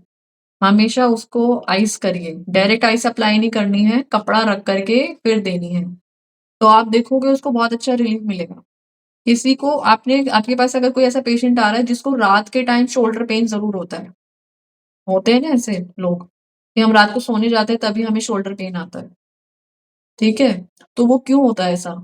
क्योंकि ये एक सिंगल जॉइंट है जो बहुत ज़्यादा मतलब किसी को बिना सपोर्ट के चल रहा है ये वाला जॉइंट, शोल्डर जॉइंट बिना सपोर्ट के है ना।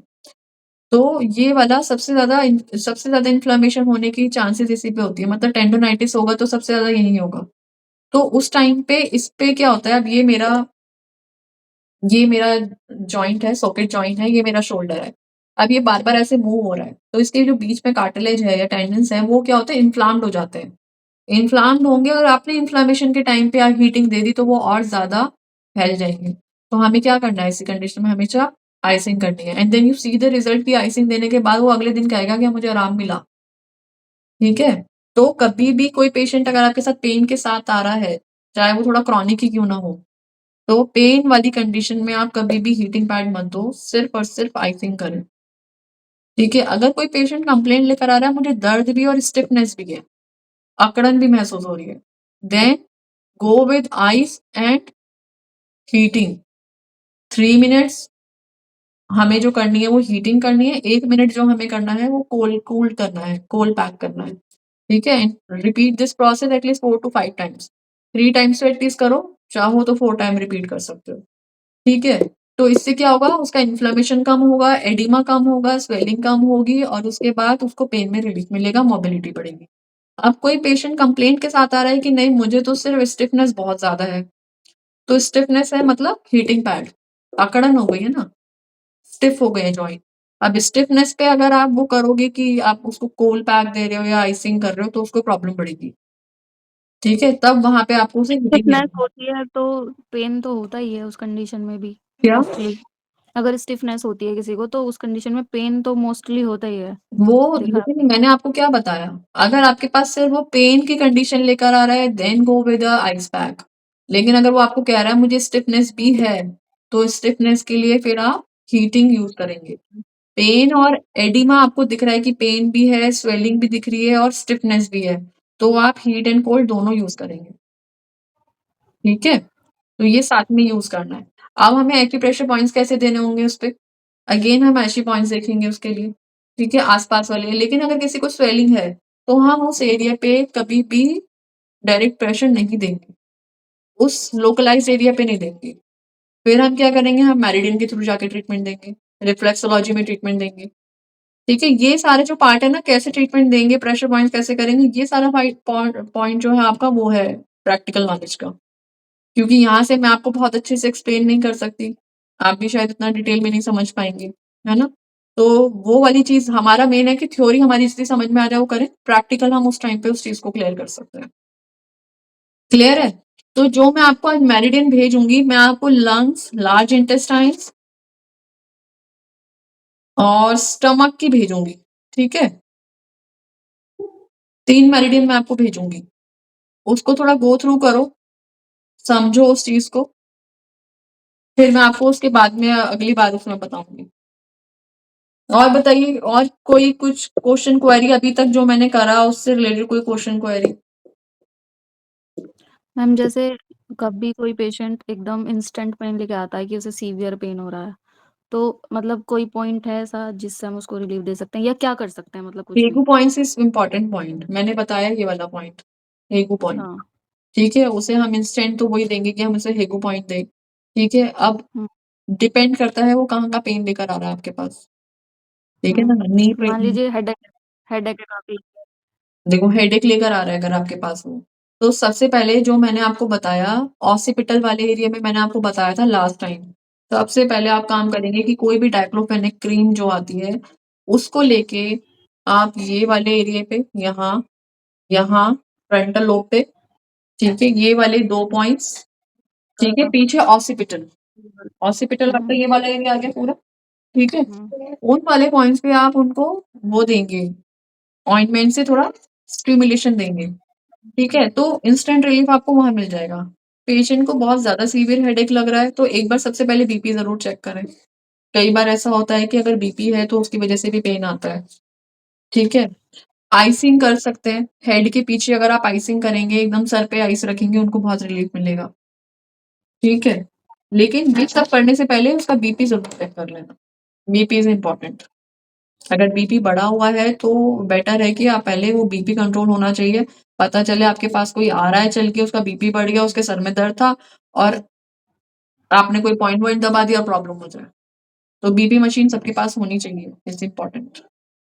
तो आइसिंग किस कंडीशन में कर सकते हैं? बीपी में कर सकते हैं अगर बीपी बीपी कर नहीं है? सकते हैं, अगर बीपी और सर में दर्द आ रहा है तो आप उसके इस वाले एरिया पे, पीछे वाले एरिया पे, क्योंकि यहीं से ज्यादा पेन शुरू होता है, यहाँ से लेके फिर यहाँ पे पेन आता है, तो आप उसको आइसिंग करें स्पाइनल कॉर्ड पे। बेटा प्लीज, स्पाइनल कॉर्ड पे आप उसको कूल पैक दे सकते हैं। कूल पैक कैसे देंगे? टॉवल गीला करा आपने और उस टॉवल को रैप करा बेटा, प्लीज बैड मैनर्स। टॉवल को आपने रैप करा, उसे 4 फोल्ड बनाए और पूरी स्पाइन पे उसको स्पाइनल बाथ देनी है, तो उसका बीपी इंस्टेंट डाउन हो जाएगा। मैम क्या ये टॉवल वाला बताना फिर से? स्पाइनल बाथ होता है, उसमें आप उसको टॉवल को गीला करके और पूरे उसके स्पाइन पे लगा दो, तो इंस्टेंट गीला उसको बहुत फर्क पड़ जाता है, बीपी में एकदम रिड्यूस हो जाता है। ये चीज कर सकते हो। आप नेचुरोपैथी का कोर्स भी कर रहे हैं यहाँ से? करा है आप लोगों ने? नहीं, अभी नहीं। तो आप पहले से नेचुरोपैथी का कोर्स साथ में करो ना। जी कर रहे हैं हम मैडम। दोनों ने किया हुआ मैम, सुनील जी ने और मैंने क्या चीज? कर रहे हैं हम लोग फाइनल में। हम लोग अब सुनील जी हैं यहीं पे अच्छा, स्पोर्ट्स फाइनल में आप, तो आप लोगों ने तो और पढ़ा हुआ मैं, है स्पाइनल बाथ वगैरह सारी चीजें? जी थोड़ा बहुत पढ़ा हुआ है। बात हो गया, स्पाइनल बात हो गया, हॉट एंड अब कोल्ड हो गया। हम्म। ये सब हाँ, ये करो, इम्पोर्टेंट है, इसमें आप लोगों का बेनिफिट रहेगा। और अगर फिर भी इससे रिलेटेड और भी कोई जानकारी चाहिए, कैसे पेशेंट को क्योर करना है, क्या चीजें हम कर सकते हैं, तो मैं हमेशा हूँ साथ में। जब भी जरूरत होगी तो आप बता देना मुझे। Thank you ma'am. और बताइए, और किसी को कोई जानकारी अभी तक के लेक्चर से रिलेटेड? मैम मैम जैसे नेचुरोपैथी में मेडिसिन सजेस्ट कर सकते हैं क्या हम, अगर नेचुरोपैथी करते हैं तो? नहीं ना? मेडिसिन नहीं, देखो आप लोग नेचुरोपैथ होके, क्योंकि देखो आपने फार्माकोलॉजी नहीं पढ़ी, इस तरह का कोई सब्जेक्ट नहीं पढ़ा। मेडिसिन्स कई बार बहुत ज्यादा साइड इफेक्ट हो जाते हैं बिकॉज ऑफ केमिकल चेंजेस। तो मेडिसिन में आपको नहीं बोलूंगी कि आप सजेस्ट करो, लेकिन अगर आपको सेफर साइड पे देना है तो supplement you can suggest, only supplements. Supplements help करते हैं बॉडी को रिकवर करने में। अभी जैसे मैं छोटी सी बात बताऊं कि कोई डायबिटिक पेशेंट है, तो जिम्निमा नाम का पत्ता आता है, जिम्निमा, ठीक है? तो जिम्निमा जो हर्ब है वो आप उसे दे सकते हो, तो वो एज ए सप्लीमेंट के रूप में भी मिलता है इजीली, तो वो वाला सप्लीमेंट आप उसे दे सकते हो डायबिटीज वाले पेशेंट को। तो उससे क्या होता है, जो शुगर का कंजप्शन होता है। अच्छा, आप लोग डिजीज के बारे में पढ़ रहे हो वैसे? मैं थोड़ा डिटेल में पहुंच जाती हूँ जब मैं किसी डिजीज के बारे में बात करती हूँ। तो आप लोग पढ़ रहे हो इसके बारे में, यही क्या बात होता है, अच्छी क्या लगती नहीं है होता है? पापा। क्या चीज? आप डिटेल में चले जाते हैं, ये बात बहुत अच्छी लगती है, अच्छा। पूरी डीपली नॉलेज आ ही जाती है। हम्म। जी तो आप लोग क्या मतलब ये डिजीज के बारे में पढ़ा है? डायबिटीज क्या है, क्यों होती है, क्या चक्कर है?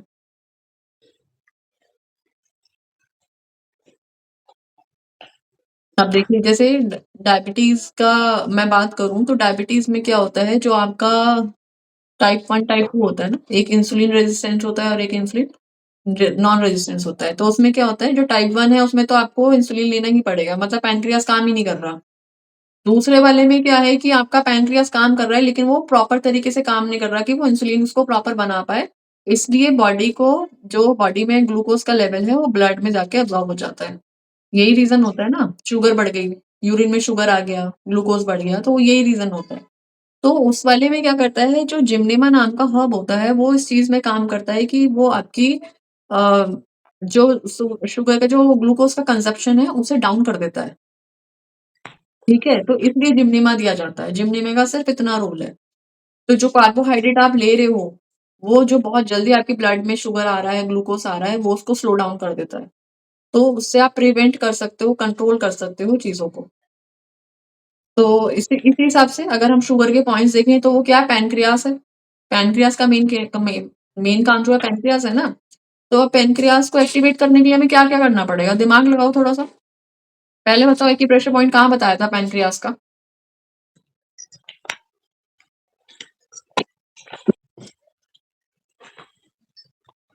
बताओ।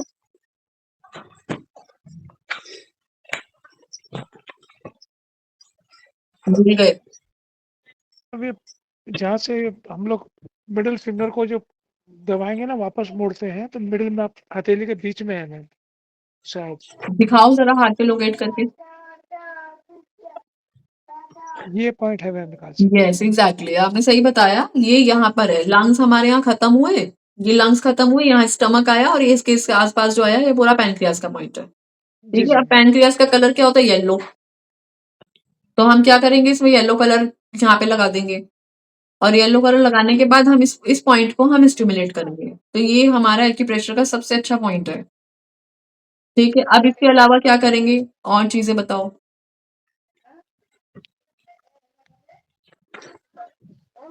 जिमनेमा मैंने आपको बताया, जिमनेमा हम देंगे, ठीक है? उससे शुगर कंज़प्शन स्लो डाउन होगा। और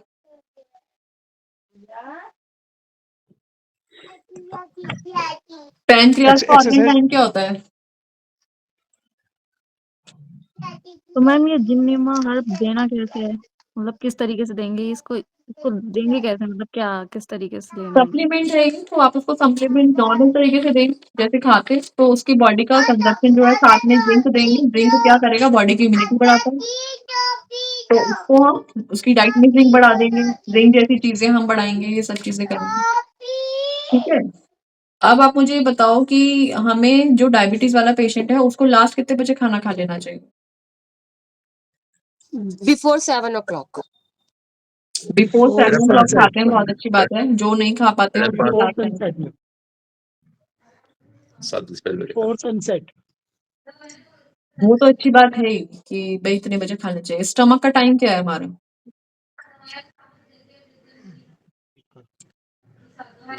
इस्तेमाल का टाइम मैडम 9 से 11 का होता है। 9 से 11 का नहीं तो होता, सुबह 7 से 9 के बीच में होता है हमारा, 7 से 9 के बीच में। है ना? सुबह 7 से और 9 के बीच में होता है। बेसिकली मैं बता देती हूँ, पैनक्रियाज़ का टाइम रात को 9 बजे के बाद ना पैनक्रियाज़ काम करना बंद कर देता है। तो आप देख लेना निकाल कर के, जितने भी लोग लेट नाइट खाना खाते हैं, उन सबको शुगर मिलेगी जनरली। लेट नाइट खाना खाएँगे, बिस्तर पे जाके लेट जाएँगे, तो उनके साथ बेसिक ये प्रॉब्लम मिलेगी कि उनको डायबिटीज़ की प्रॉब्लम होगी। सही कह रही हूँ मैं? क्योंकि वो खाना डाइजेस्ट ना तो खाना डाइजेस्ट हो पाता है, ना बॉडी का ग्लूकोज़ अब्ज़ॉर्ब हो पाता है, और इसलिए वो धीरे-धीरे प्रॉब्लम इतनी हो जाती है कि आपको डायबिटीज़ की प्रॉब्लम हो जाती है। तो सबसे पहली चीज़ क्या करेंगे, उन पेशेंट को रात को 9 बजे के बाद हम बोलेंगे आपको खाना नहीं खाना, ठीक है? तो 9 बजे से पहले-पहले खाना खाना है। दूसरी चीज़, खाना खाने के जस्ट बाद बैठना है तो वज्रासन में बैठना है। और मैं आप लोगों को भी बोलूँगी, आपके आस-पास की सोसाइटी के जितने भी लोग हैं, आप जितने भी लोगों से मिलते हो, लोगों को दिमाग में डालना शुरू करो कि exercise is very, very important, very important. आप किसी भी रूप में करो। देखो क्या होता है, एक एज के बाद, अब सपोज़ किसी के जॉइंट्स प्रॉब्लम आ गई, घुटनों में दर्द आ गया, फ्लेक्सिबिलिटी खत्म हो गई, तो क्या वो वज्रासन में बैठ सकता है? वो नहीं बैठ पाएगा, वो क्रॉस लेग नहीं कर पाएगा, वो सुखासन में नहीं बैठ पाएगा, वो पद्मासन में नहीं बैठ पाएगा। तो मतलब मोस्टली उसकी चीज़ें खत्म। अभी रिसेंटली एक केस हुआ, मेरे नोन में है कोई, उनको लाइफ़स्टाइल उनका बहुत ज़्यादा डिस्टर्ब था। ये बहुत रियलिटी बता रही हूँ मैं। ही इज़ ओनली 40 इयर्स, ठीक है? और उनका लाइफ़स्टाइल बहुत डिस्टर्ब था कि रात भर, एज़ दिल्ली का जो लाइफ़स्टाइल है, रात भर जगना, दिन भर सोना, ठीक है? ये जो चीज़ें चलती हैं, और बॉडी का मूवमेंट ज़ीरो।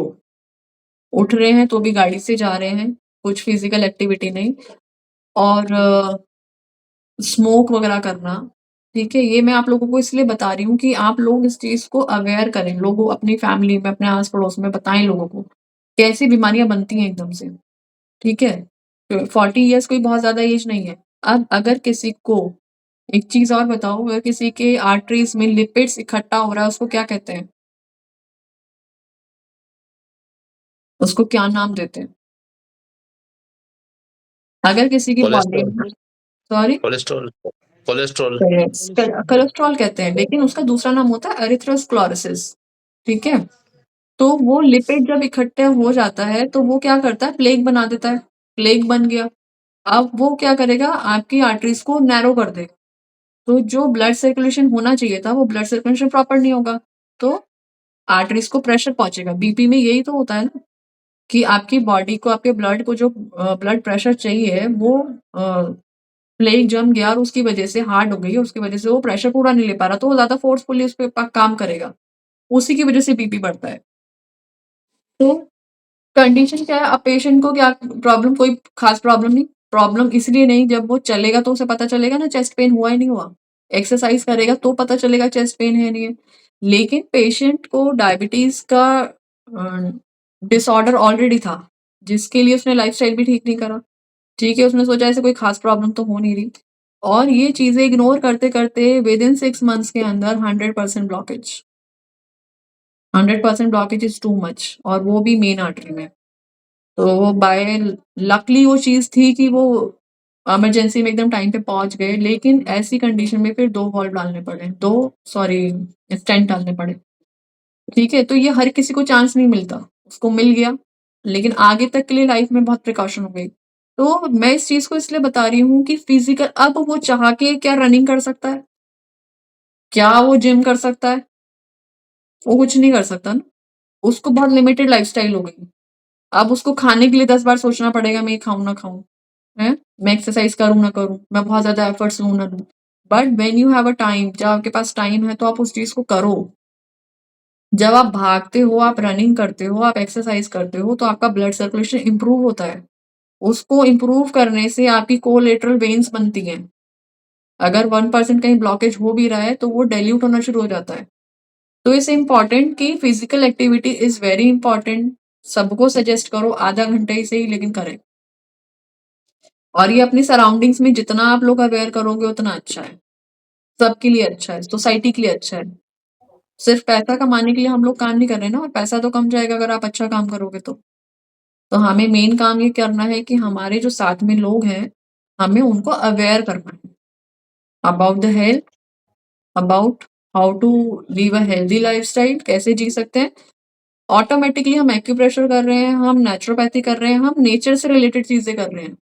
और हमें लोगों को ये बताना है कि आपको ये चीज़ें इस तरीके से आप कंट्रोल करोगे, इस तरीके से आप कर सकते हो। इट्स योर ड्यूटी कि आप बताओ। वो उनकी प्रॉब्लम है, वो करें ना करें, बट आप बताओ। मैम ये वर्किंग प्लेस पे जो एक्टिविटी करते हैं इधर-उधर घूमना-फिरना, तो ये इसमें आ जाएगा फिजिकल एक्टिविटी में? 1 सेकंड। एक्सरसाइज में आ जाएगा? क्या हाल है? 5 मिनट में कॉल कर रही हूँ बस पेशेंट के क्लास में थी, फ्री होके कर रही हूँ। क्या कह रहे थे आप?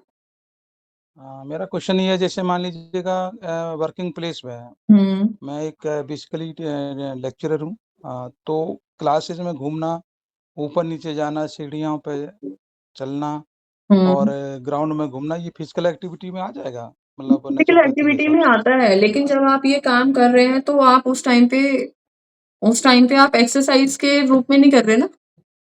आपके नहीं। दिमाग में वो चीज़ नहीं आ रही। उस टाइम पे आपके देखो क्या होता है जब हम एक्सरसाइज कर रहे हैं ना, मैंने आपको पहली चीज़ बताई, जब हम ट्रीटमेंट ले रहे हैं तो अप्रोच इज़ फर्स्ट। अप्रोच पहली चीज़ है। तो जब हम एक्सरसाइज कर रहे हैं तो हमारा माइंडसेट है कि हम हेल्थ के लिए कर रहे हैं। हम एक्सरसाइज कर रहे हैं, हम अपने आप को फिट करने के लिए कर रहे हैं। यही होता है ना दिमाग में। उस टाइम हमारे दिमाग में ये नहीं होता हमें काम करने जाना है, हमें ये करना है। तो जब आप ये चीज़ करते हो तो आपके दिमाग से 2 हार्मोन सिक्रीट होते हैं जिसे डोपामाइन या सेरोटोनिन कहते हैं। These are the happy hormones, ठीक है? तो ये आपकी बॉडी को, आपके ब्रेन को एक मैसेज पहुँचाते हैं कि हम अपने आप को फिट कर रहे हैं। अब आपने बोला कि आप लेक्चरर हैं, आप फिजिकली वर्क कर रहे हैं, लेकिन आपके दिमाग में उस टाइम पे ये नहीं होता कि मैं एक्सरसाइज कर रहा हूँ। आपके दिमाग में होता है मुझे वहां पे लेक्चर जाके लेना है, ठीक है? कहीं ना कहीं दिमाग में अरे यार वहां पे भी जाना पड़ेगा, अभी तो वहां पे जाना है। तो एक स्ट्रेसफुल मोमेंट है। अगर आप उसे उस टाइम को आप ये कर सकते हो कि नहीं मेरी तो फिजिकली एक्टिविटी हो रही है, मैं तो भाग दौड़ कर रहा हूँ, अगर ये चीज आप कन्वर्ट कर सकते हो देन इट्स गुड। हाँ, कुछ हम 4 लोग हैं ना, एक्चुअली मैं डायबिटिक हूँ, तो और भी 1-2 टीचर हैं, तो हम लोग क्या कहते हैं चलो घूमते हैं, इस कोने से उस कोने, उस कोने से उस कोने, सीढ़ी से ये काउंट होगा, ऊपर-नीचे, बिल्कुल दाएँ-बाएँ होगा, घूमते हैं। 100% होगा, क्योंकि आप इस चीज़ को माइंड में ऑलरेडी इस चीज़ को फिक्स कर रहे हो कि हाँ, हम घूम रहे हैं, हम डायबिटीज़ के लिए कर रहे हैं। तो आपकी बॉडी वही यस मैम। चीज़, आप गुस्सा होते हो, तो आपको क्या लगता है कि बॉडी से कोई हार्मोन सिक्रीट नहीं हो रहा उस टाइम पे? हो रहा है ना उस टाइम पे हार्मोन गुस्सा सिक्रीट, होना पड़ता है, हाँ। है ना? कॉर्टिसोल हो रहा है उस टाइम पे। वो आपको क्या नहीं, कर रहा है? आप नहीं चाह रहे हो तो भी आपको गुस्सा आ रहा है, आप सैड हो, वो आपके फेस पे दिख रहा है। कैसे दिख रहा है? जी। Because of hormones. इसी तरीके से जब आप हैप्पी हो, आप ये सोच रहे हो मैं एक्सरसाइज़ कर रहा हूँ, मैं अपने लिए फिट हो रहा हूँ, तो एक ऑटोमेटिकली ब्रेन को मैसेज पहुँचता है कि हाँ, मैं अपने लिए कर रहा हूँ, है ना? अब लेडीज़ हैं, घर का काम करती रहती हैं, सबसे ज़्यादा काम करती हैं लेडीज़ घर में, इधर से उधर भाग, काम कर, समेट, लेकिन वो कभी फिट दिखती हैं? वो हमेशा स्ट्रेस दिखती हैं, है हॉस्पिटल ना? नंबर ऑफ पेशेंट वुमेन के ज़्यादा होते हैं। है ना? स्ट्रेस दिखती हैं। स्ट्रेस हाँ। क्यों दिखती हैं वो? काम तो वो बहुत कर रही हैं, चल फिर भी रही हैं, हाथों का मूवमेंट भी कर रही हैं, सब कुछ कर रही हैं, बट ब्रेन में एक ब्लॉकेज है। कि मैं ही घर का काम कर रही हूँ, मैं ही करती रहूँ, मैं ही परेशान होती रहूँ। कमर में भी दर्द दिखेगा, पैरों में भी दर्द दिखेगा, सबसे ज़्यादा बीमार वो दिखेंगी, सबसे ज़्यादा डिप्रेशन की पेशेंट वही होती हैं। सही कह रही हूँ मैं? Because of all mentality. आप उस टाइम पे जो काम कर रहे हैं, आप क्या सोच रहे हैं, ये बहुत डिपेंड करता है। तो इसलिए आप अगर आधा घंटा अपने लिए दे रहे हो ना, वो आधा घंटा आप अपने लिए ही दे रहे हो फिर। वो किसी और के लिए नहीं दे रहे हो। उस टाइम आप ये सोच रहे हो कि हाँ, मैं अपने लिए कर रहा हूँ या अपने लिए कर रही हूँ। तो वो सॉरी बॉडी मैम। ऑटोमेटिकली काम करेगी। हेलो। आपके कहने का मतलब ये हमें पॉजिटिव थिंकिंग रखनी है कि यस अपने लिए मुझे करना है फिजिकल एक्टिविटी। यस, ये आप हमें कहने का अपने मतलब लिए ये सोच के करना है कि ये जो टाइम है आधा घंटा मेरा, ये मेरी फिटनेस के लिए। ठीक है मैम, ठीक है? ठीक है जब आप ऐसा करोगे तो वो बॉडी पे दिखता है। जी। मैंने ऐसे लोग देखे एक हैं मैडम जो एक चीज और चूज की मैंने, साइकिलिंग और चूज की है मैंने 1-2 दिन से कि अब मैं साइकिलिंग किया करूंगा, तो वो भी उसमें तो आ ही जाएगा है ना नहीं, फिजिकल बिल्कुल, एक्टिविटी में। बिल्कुल, साइक्लिंग कर रहे हो, अच्छी बात है। जी फिज़िकली तो देखो फ़र्क थैंक पड़ता ही है सब चीज़ों से। यू जी thank you. Ma'am hello ma'am. Ma'am एक बात करनी थी आपसे। मैं पिछले काफ़ी सालों से इस बारे में रिसर्च कर रहा हूँ मैं। एक्सरसाइज के कुछ नियम्स होते हैं, रूल्स होते हैं मैम। कुछ पोस्चर्स होते हैं, उसको फॉलो करेंगे तब भी इसको में फ़ायदा होता है, अदरवाइज़ आपको फ़ायदा बिल्कुल नहीं मिलेगा उसमें। एग्ज़ैक्टली। अब आप पैदल तो आप चल रहे हैं, आपका बॉडी पोस्चर क्या है, आपका जो रेस्पिरेटरी सिस्टम क्या कह रहा है। हुँ, दूसरा आप क्योंकि जब आप एक्सरसाइज कर रहे होते हैं तो आपको बोलना नहीं होता, क्योंकि गलत तरीके से बोलना भी हमारे शरीर पे बहुत ज़्यादा नेगेटिव असर डालता है। हुँ, लोग ये नहीं समझते। हुँ, इसके लिए हमें कुछ नियम है हर चीज़ के करने के। अगर हुँ, हम टहल रहे हैं, साइकिलिंग कर रहे हैं, ऑफिस में भी बैठे हैं तो बॉडी पोस्चर कैसे करना है, कैसे बोलना है, कितना बोलना है, ये बहुत इम्पोर्टेंट है। हुँ, अगर आप ये रूल्स आप फॉलो नहीं करेंगे, आप कुछ भी करिए, वो नेगेटिव ही होगा। बस, बिल्कुल। Thank you ma'am. हुँ, ठीक है। और किसी को कोई कुछ कहना है, कोई क्वेश्चन, क्वेरी? मैडम कंफ्यूजन हो गया, इस सर जी ने कुछ कंफ्यूज कर दिया। कैसे? एक किसान है, मान लीजिए हम खेती-बाड़ी वाले हैं, खेत में जाते हैं, फावड़े से हम वो मेड़ बनाते हैं या मिट्टी उठाते हैं, तो उसमें पसीने-पसीने हो जाते हैं, तो फिर वहाँ नेगेटिविटी कहाँ से आ गई?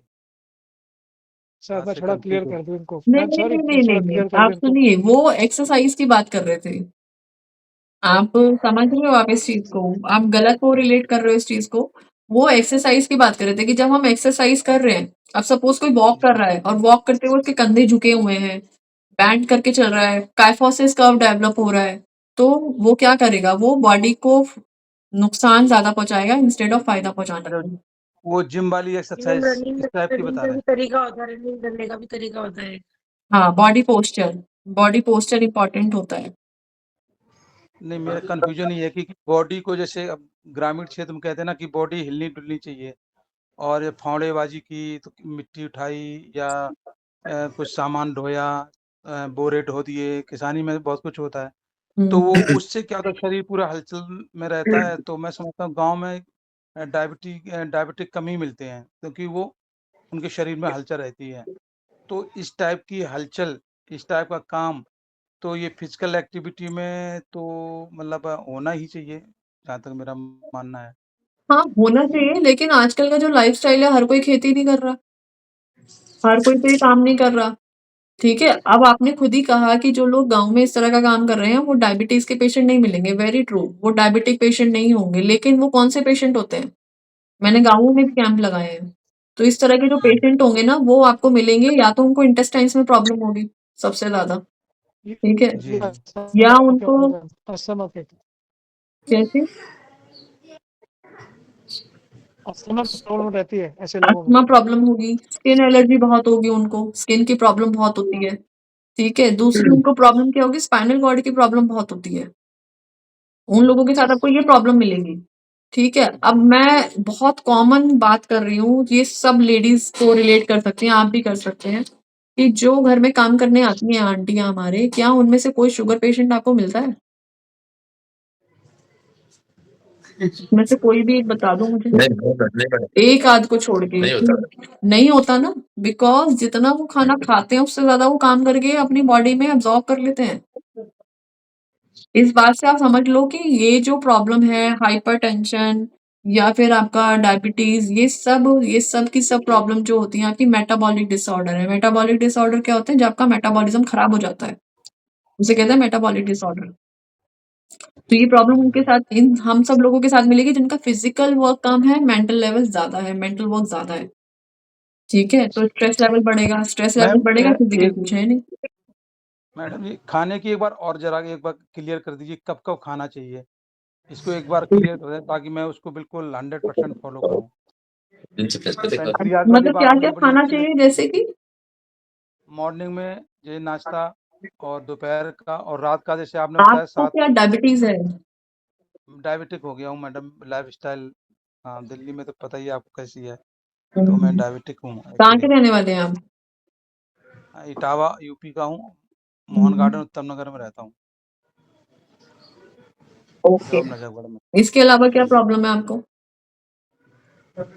फिलहाल डायबिटिक हूँ, बस और कोई प्रॉब्लम नहीं है, काम पूरा करता हूँ। बस मीठा में थोड़ा ज़्यादा खाता था, थोड़ा सा पार्टियाँ चलती रहती हैं। हाइपरटेंशन हाइपरटेंशन हाँ रहता था, अब नहीं, अब उसको रिलैक्स कर लिया मैंने। कैसे? वो बुद्धिज्म फॉलो किया मैंने। ये बिलासपुर एक शिविर लगा था, ये बौद्ध लोगों का, तो वहाँ उन्होंने मेडिटेशन करवाया था, तो फिर मैंने अपने आप को कूल डाउन रखना सीख लिया वेरी गुड। बुद्धिस्टों से। तो मैं प्रैक्टिस करता हूँ, तो अब मैं मतलब एंगर जो होता है क्लासेस में भी जो लेते थे जो एंगर, वो अब नहीं करता हूँ, तो रिलैक्स होके करता हूँ, मतलब ओके। जो भी एक्टिविटी है जी, वेरी गुड। मेडिटेशन से काफी था। देखिए, डायबिटीज का मेन यही है कि आपके, पहले बताइए खाली पेट कितनी शुगर रहती है? खाली पेट मैम अब जो विदिन ये करीब 15 डेज से काफी हो गई, करीब 150 हो गई है, और कल ही तो नापी मैंने, कुछ खा लिया था, कुछ नहीं ये खा लिया था, ये मतलब स्नैक्स वगैरह, तो 452 हो गई थी, ज्यादा हो गई थी? 452, हाँ ज्यादा हो गई थी। ठीक है, तो फिर मुझे चिंता हुई, मैंने कहा क्या करें, तो मैं अभी जो आपको आपने इसके लिए खाने की बात डाइट बताई चार्ट वो भी बताती इस हूँ। टाइप। आपको मैं इसके लिए कुछ चीजें बता रही हूँ। ठीक है, जी आप एक तो क्या करेंगे, एक तो आप वॉक वगैरह तो आप कर ही रहे हैं, जो कर रहे हैं, ठीक है, वो सब जी चीजें तो आप करिए। इसके अलावा आप पश्चिमोत्तान आसन होता है वो करिए। जी ठीक है, और कटी चक्र आसन होता है वो करिए। ठीक है, योगा नहीं हो गया, ब्रीदिंग एक्सरसाइज करिए, कपालभाति आप कर सकते हैं, तो वो बहुत अच्छा काम करेगा आपके लिए। दूसरी चीज, आपका जो डाइट में होना चाहिए ना, आप डाइट में साथ साथ इंटरमिटेंट फास्टिंग करिए। इंटरमिटेंट फास्टिंग कैसे करनी है? इंटरमिटेंट फास्टिंग कैसे करनी है? आप सुबह आपने उठे, ल्यूकवार्म पानी पिया, गुनगुना पानी पिया, मंडूक आसन में बैठ के, उसके बाद आप मेथी दाने का पानी लीजिए। ठीक है, इंडाइजेशन की प्रॉब्लम रहती है तो आप धनिए का पानी या फिर जीरे का पानी ले सकते हैं साथ में। ठीक है, जी उसके बाद आप जो सुबह फिर नाश्ता क्या करते हैं आप? नाश्ता नॉर्मल कर लेते हैं, रोटी खा लेते हैं या कभी नहीं खा के जाते हैं, सुबह खाने का मन कम ही करता है। ठीक है, मेरा फिर जो फिक्स है वो 11:15 11:30 है, वहाँ स्कूल में एक्चुअली मेटफॉर्मिन सेट की है 500, वो दिन में और रात में 500। दोपहर को आप मतलब 11 बजे खाना खाते हैं, फिर कब खाते हैं? इसके बाद फिर वही रात का ही होता है, बीच में तो कुछ हल्का फुल्का खा लिया, 2 बजे नहीं 3 बजे करीब थोड़ा बहुत खा लेते। रात को और रात मैडम को करीब कितने वही बजे? 11 सवा 11 बजे रात। रात को 11 सवा 11? जी मैम। अभी अभी मैंने एक एग्जांपल दिया था कि जो लोग रात को खाना खाएंगे, उनका 9 बजे के बाद खाना खाते हैं, उनका आप रिकॉर्ड निकाल के देख लेना, उनको डायबिटीज 100% मिलेगी। जी मैम, यही बात स्ट्राइक की, मैंने कहा तो इसीलिए अब मतलब 7 तो बजे से पहले खा लें। हाँ, आप 9 बजे से पहले खा लीजिए, खाना खाते के साथ बैठ लेटिए मत, सबसे इम्पोर्टेंट। ठीक वॉक जरूर करिए, 100 कदम जरूर चलें उस टाइम पे, और ये सोच के चलें कि हाँ मेरी डायबिटीज कंट्रोल हो रही है। ठीक है, ठीक है दूसरी चीज ठीक आपको है क्या करनी है, सुबह के टाइम पे आप फ्रूट्स खा रहे हैं तो आप सुबह के टाइम खाली पेट फ्रूट्स खाइए। एप्पल आप खा सकते हैं, पपाया आप खा सकते हैं। मतलब सपोज आपका वेट है 70, तो 70 इंटू में 10 कर लीजिए, 700 ग्राम कम से कम फ्रूट्स खाइए। ठीक ठीक है है, उसके बाद आपने जो बीच में आप 11 बजे आप खाना खा ही रहे हैं, तो 11-12 बजे जी के करीब आपने खाना खा लिया, प्रॉपर वो खाना खा लिया। उसके बाद जी शाम को आप स्प्राउट्स ले लीजिए, मतलब 6-7 बजे या जो भी आप नाश्ता कर रहे हैं 4 बजे करीब, तो उस टाइम पे आपके स्प्राउट्स होने चाहिए या चने होने चाहिए भुने हुए। ठीक है, कोकोनट वाटर आप ले सकते हैं, उसमें कोई प्रॉब्लम नहीं है। ठीक है? ठीक है या फिर अगर वो भी नहीं ले रहे हैं तो आप लेमन जूस ले सकते हैं। नमक कम, चीनी नहीं होनी चाहिए। ठीक है? और डिनर जो आप कर रहे हैं इज़ बेसिकली आपका शाम को अगर आप 7 बजे से पहले कर रहे हैं और अगले दिन आप 12 बजे खाना खा रहे हैं प्रॉपर मील, तो आपकी जी ऑटोमेटिकली इंटरमिटेंट फास्टिंग हो जाती है। इंटरमिटेंट फास्टिंग में ये होता है जो आपके बॉडी के सेल्स होते हैं, अब उन्हें भूख लगेगी तो वो क्या करेंगे, वो आपकी बॉडी के जो खराब सेल्स हैं उनको खाना शुरू कर देंगे। क्लियर? ठीक है तो वो जी क्लियर फास्टिंग हमारी ऑटोमेटिकली आधी से ज़्यादा प्रॉब्लम ठीक करती है। तो आपको क्या करना ठीक है, रात को आप जब खाना खा रहे हैं तो आपका वेजिटेबल पे फ़ोकस ज़्यादा होना चाहिए instead of roti and chapati and चावल, तो बिल्कुल नहीं, चावल तो लेने ही नहीं है रात को। रोटी ठीक भी अगर आप ले रहे हैं तो आप 1 लेंगे, चाहे सब्ज़ी आप 3 कटोरी खा लो। ठीक दाल है आप ले लो, सैलेड ज़्यादा खाओ, खाना खाने से पहले 1 प्लेट सैलेड खाओ पूरी। आप ठीक अपना है डाइट में मैं आपको किसी भी चीज़ का परहेज़ नहीं बताऊँगी, अगर मैं परहेज़ बताऊँगी तो आप 10 दिन फ़ॉलो करोगे, 11वें दिन आप कह दोगे मुझसे नहीं हो रहा। तो आप अपनी डाइट को अपने जी आप चूज़ करो। वो चूज़ कैसे करना है कि हमें एल्कलाइन डाइट बढ़ानी है। What is alkaline diet? Alkaline diet होती है जब हम फ्रूट्स और रॉ वेजिटेबल्स को ज़्यादा ऐड कर देते हैं अपने उसमें। तो वो वाली डाइट ठीक आपको है ज़्यादा बढ़ानी है और बाकी डाइट आपको कार्बोहाइड्रेट्स कम कर देना है क्योंकि ग्लूकोज़ जो आपको मिल रहा है कार्बोहाइड्रेट से मिल रहा है। तो हमें वो जी करना है, कम करना है, फाइबर को बढ़ाना है, एल्कलाइन को बढ़ाना है। ठीक है? ठीक है फाइबर किससे मिलेगा? दाल से मिलेगा, सब्जियों से जी मिलेगा, उससे ज़्यादा मिलेगा। जी कार्बोहाइड्रेट किससे मिलेगा? कार्बोहाइड्रेट हमें आटे से मिलेगा, चावल से मिलेगा, हाँ, दलिया से मिलेगा, तो वो कम करना है। जी ठीक है बेसिकली अनाज कम करना है, बाकी चीज़ें बढ़ा दीजिए। ठीक ठीक है, और कोई डाउट? क्लियर? हाँ जी मैडम, मेरा डाउट है मैडम। जी मेरा है मैडम। जी मैडम, मुझे स्किन इचिंग होती है दिल्ली से बाहर जाने पर। दिल्ली से बाहर जाने पर? जी मैडम, मतलब? दिल्ली में रहूँ तो कोई प्रॉब्लम नहीं, दिल्ली से बाहर जाते स्किन इचिंग शुरू हो जाती है 2 दिन बाद में। तो वो एनवायरमेंटल प्रॉब्लम होगी ना? जी, आपको तो वहाँ क्या का करें? एनवायरनमेंट सूट नहीं कर रहा है या एटमॉस्फेयर की प्रॉब्लम आ रही है कुछ ऐसी? तो अगर ऐसा तो हो रहा है मैडम तो क्या? देखो मैं सीधी-सी बात बताऊँगी एलिग्रा टैबलेट आती है वो आप खा लीजिए। अच्छा मैडम। एलिग्रा मतलब कई बार एंटी एलर्जिक खाने से फ़र्क पड़ जाता है। ठीक है, और बाकी दिल्ली में आप ईचिंग बता रहे हैं तो बॉडी में हीट बढ़ी हुई है इसका मतलब, कहीं न कहीं। लेकिन मैडम दिल्ली में रहते कोई प्रॉब्लम नहीं होती, दिल्ली में बिल्कुल नहीं होती है। बिल्कुल नहीं होती। और दिल्ली से बाहर कैसे मतलब कितनी दूर जाते ही प्रॉब्लम आ जाती है? 2 दिन बाद में। 2 दिन बाद ही? हाँ जी। तो नहीं कहाँ जाना पड़ता है आपको बेसिकली? मैडम कहीं भी से घूमने फिरने जाएँ, गाँव जाएँ तो हो जाता है। ओके, गाँव कहाँ है आपका? राजस्थान में मैडम। तो डस्ट की वजह से तो नहीं होती आपको? हो सकता है मैडम, लेकिन कभी हिल स्टेशन जाते हैं वहाँ भी हो जाती है मैडम। अच्छा, वहाँ भी हो जाती है? हाँ, वहाँ भी हो जाती है।